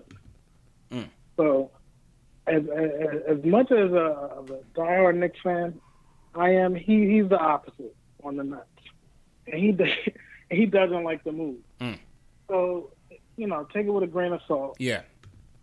Well, it's TBD on how well he recovers, right? We don't know. We don't have enough of a sample size of superstars in their prime that came back from this. All we have at superstar level is Dominique. Kobe doesn't count. Kobe was already well on his way out when he tore that Achilles. Exactly. So we really only have one player that we really looking at to gauge whether or not he can come back at full strength. Right, exactly. I like the Randle move. It's only 2 years. I think real Knicks fans, just stop crying. It's only 2 years. And he also had a major injury his first year. So, thank God they didn't give him 4 years. Right, you know what I mean? I think it's a flexible move. You take a chance on a young player who still has potential. Why not? Right. The only thing, there is a difference between real Knicks fans and, just people who want to just rant. You know what I mean? Like, thank God you don't watch the Stephen A. show. I used to follow him, but sometimes I don't want to hear all the loud. Yeah, I'm not for the entertainment value, the man. Knicks under the bus. Yeah, I'm not here for the entertainment value, man. I just want to talk, keep it 100, and that's it. I'm not here for the shock value, bro. And the thing is, we're asking Perry to do 25 years of work in 1 year. Right. It's not going to happen. We got to build the foundation. Yep. And move forward. Mm-hmm. And Dolan, believe it or not, I think that was the smartest thing to ask for the papers because he already seen that did that. And look what it got us. Moving us back 10 years. Just because he signed Amari. So, I think Knicks fans need to just be humble, change the narrative. It is what it is. And to the caller who was saying, he was talking about, there has to be a rumor, something's going on with the Knicks organization. I don't think it was that deep. Something is going because we're not making the same mistake. Yeah. You know what I'm saying? So, we're gonna be all right. I don't know what Jay Ellis is. Yeah, I don't know. He had to take care of some family stuff, man. I wish he was here tonight. Obviously, he wanted to be here. He tried, but we'll get back to it. Me and Jay Ellis will get back to him. We'll get all his takes on it for sure. Well, appreciate all your help in the chat, man, and doing what supporting you're the doing. channel, Salute. bro. Salute, Much man. appreciated, bro. Always. You got it, bro. All right, man. Problem. Take it easy, man. All right, I'm going to go 2 more calls, and I'm going to wrap up once again. Let me just reset these things here. Salute to everybody in the chat. CP from the Knicks Fan TV. If you're new to the chat and you're a diehard Knicks fan or you're a basketball fan, this is the home for you. People in the chat that have been here for forever will tell you, I'll put this show up on any live stream on YouTube. This is the home of the diehard Knicks fan, where we talk about Knicks news, Knicks rumors, and we do post-game fan reactions after every game, where you hear from live callers. We get your reactions. We take the reactions on social media, and you get our reactions as well. It's a community that we've been building for about 2 years now, and we're continuing to grow. So I hope you guys will continue to support. Hit that subscribe button, hit that thumbs up, and share these videos. Those are the 3 main ways that you can help support me in this channel. And if you feel like, we gave you value here, we would definitely appreciate your support.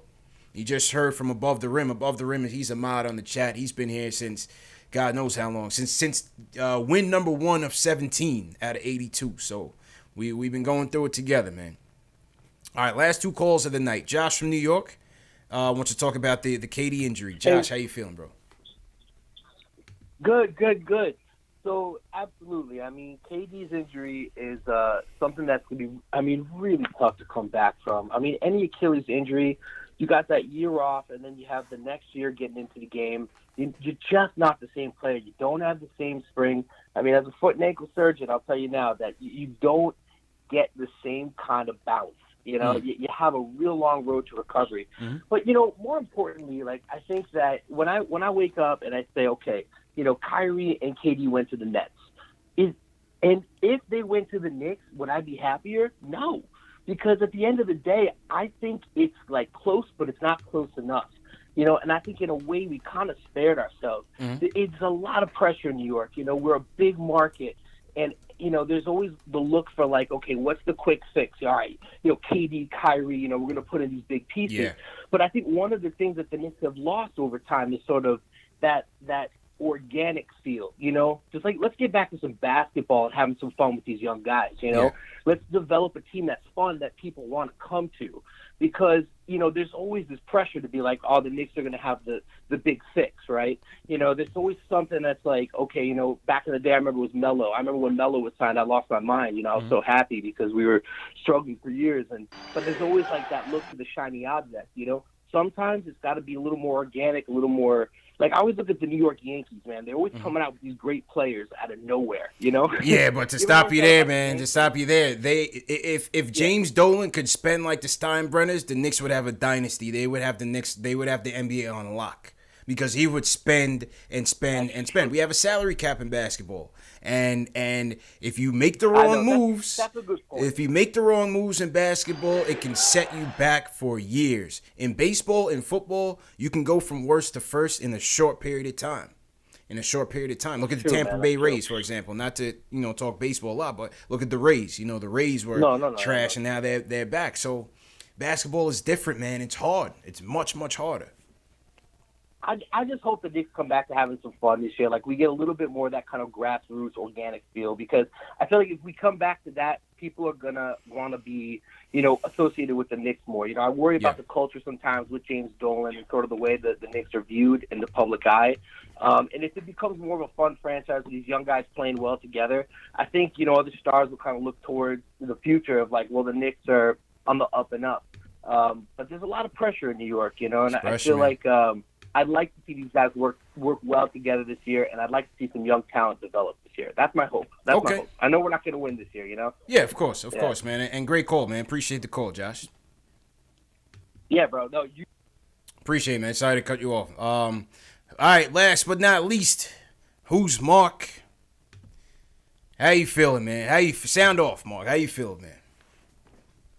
Yo, bro, I want to ask you a question. Yeah. Why do these other Knicks fans, I don't know if they live in New York or anything, but they don't realize that we just lost to the B-side today?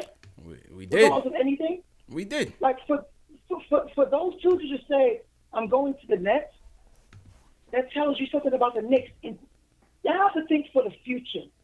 even if we get good, well, y'all. Do me a favor, just just take it off speaker. Just take it off speaker if you can. Take it off speaker if you're on speakerphone. Oh, my bad. Hold on. I got headphones on. You hear me now?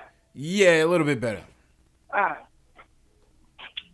My whole thing is like, I understand everybody want to go to the youth movement.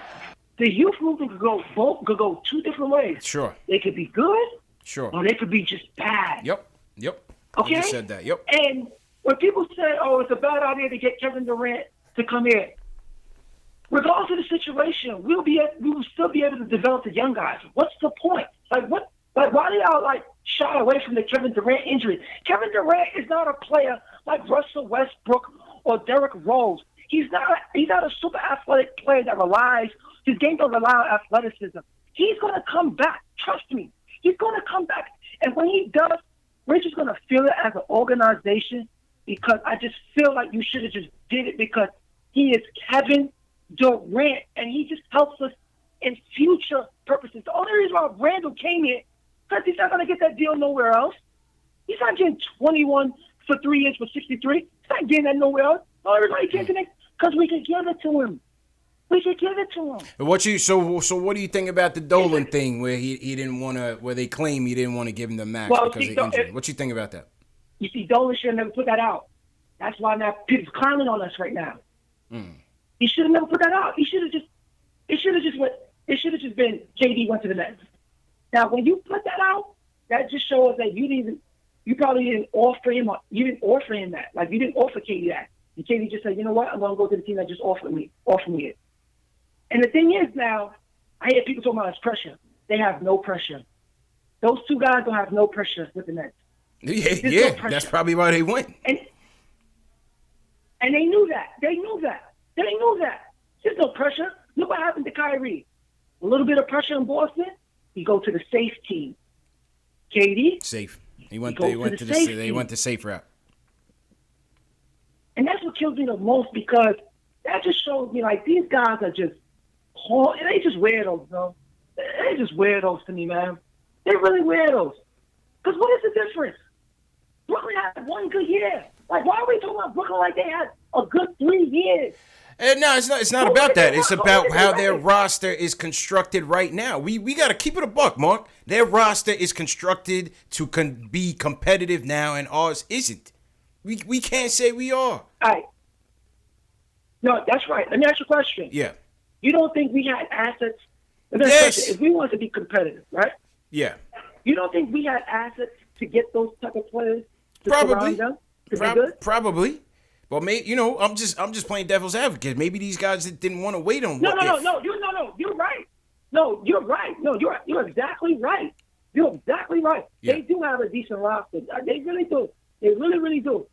But don't tell me that the Knicks couldn't trade our young guys to get better players. I'm just saying that. And we had people saying, well, we have the next 8 first-round picks for the next 5 years. Yeah. You don't think we could have used that and entice to get a veteran-type player or a decent type of player to come play with Kyrie and KD? They're so valuable to us.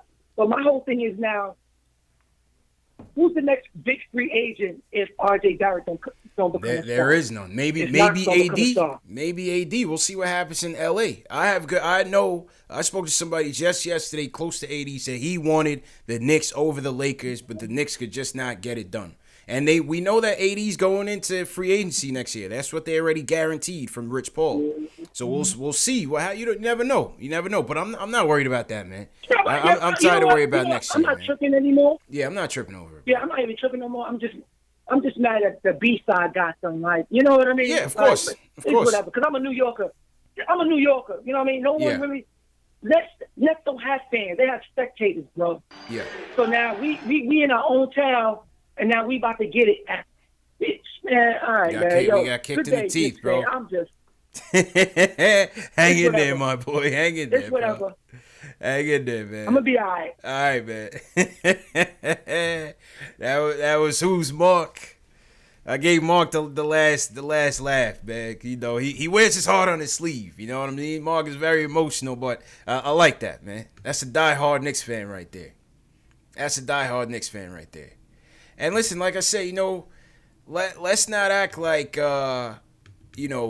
losing out KD. We wanted KD. I wanted KD.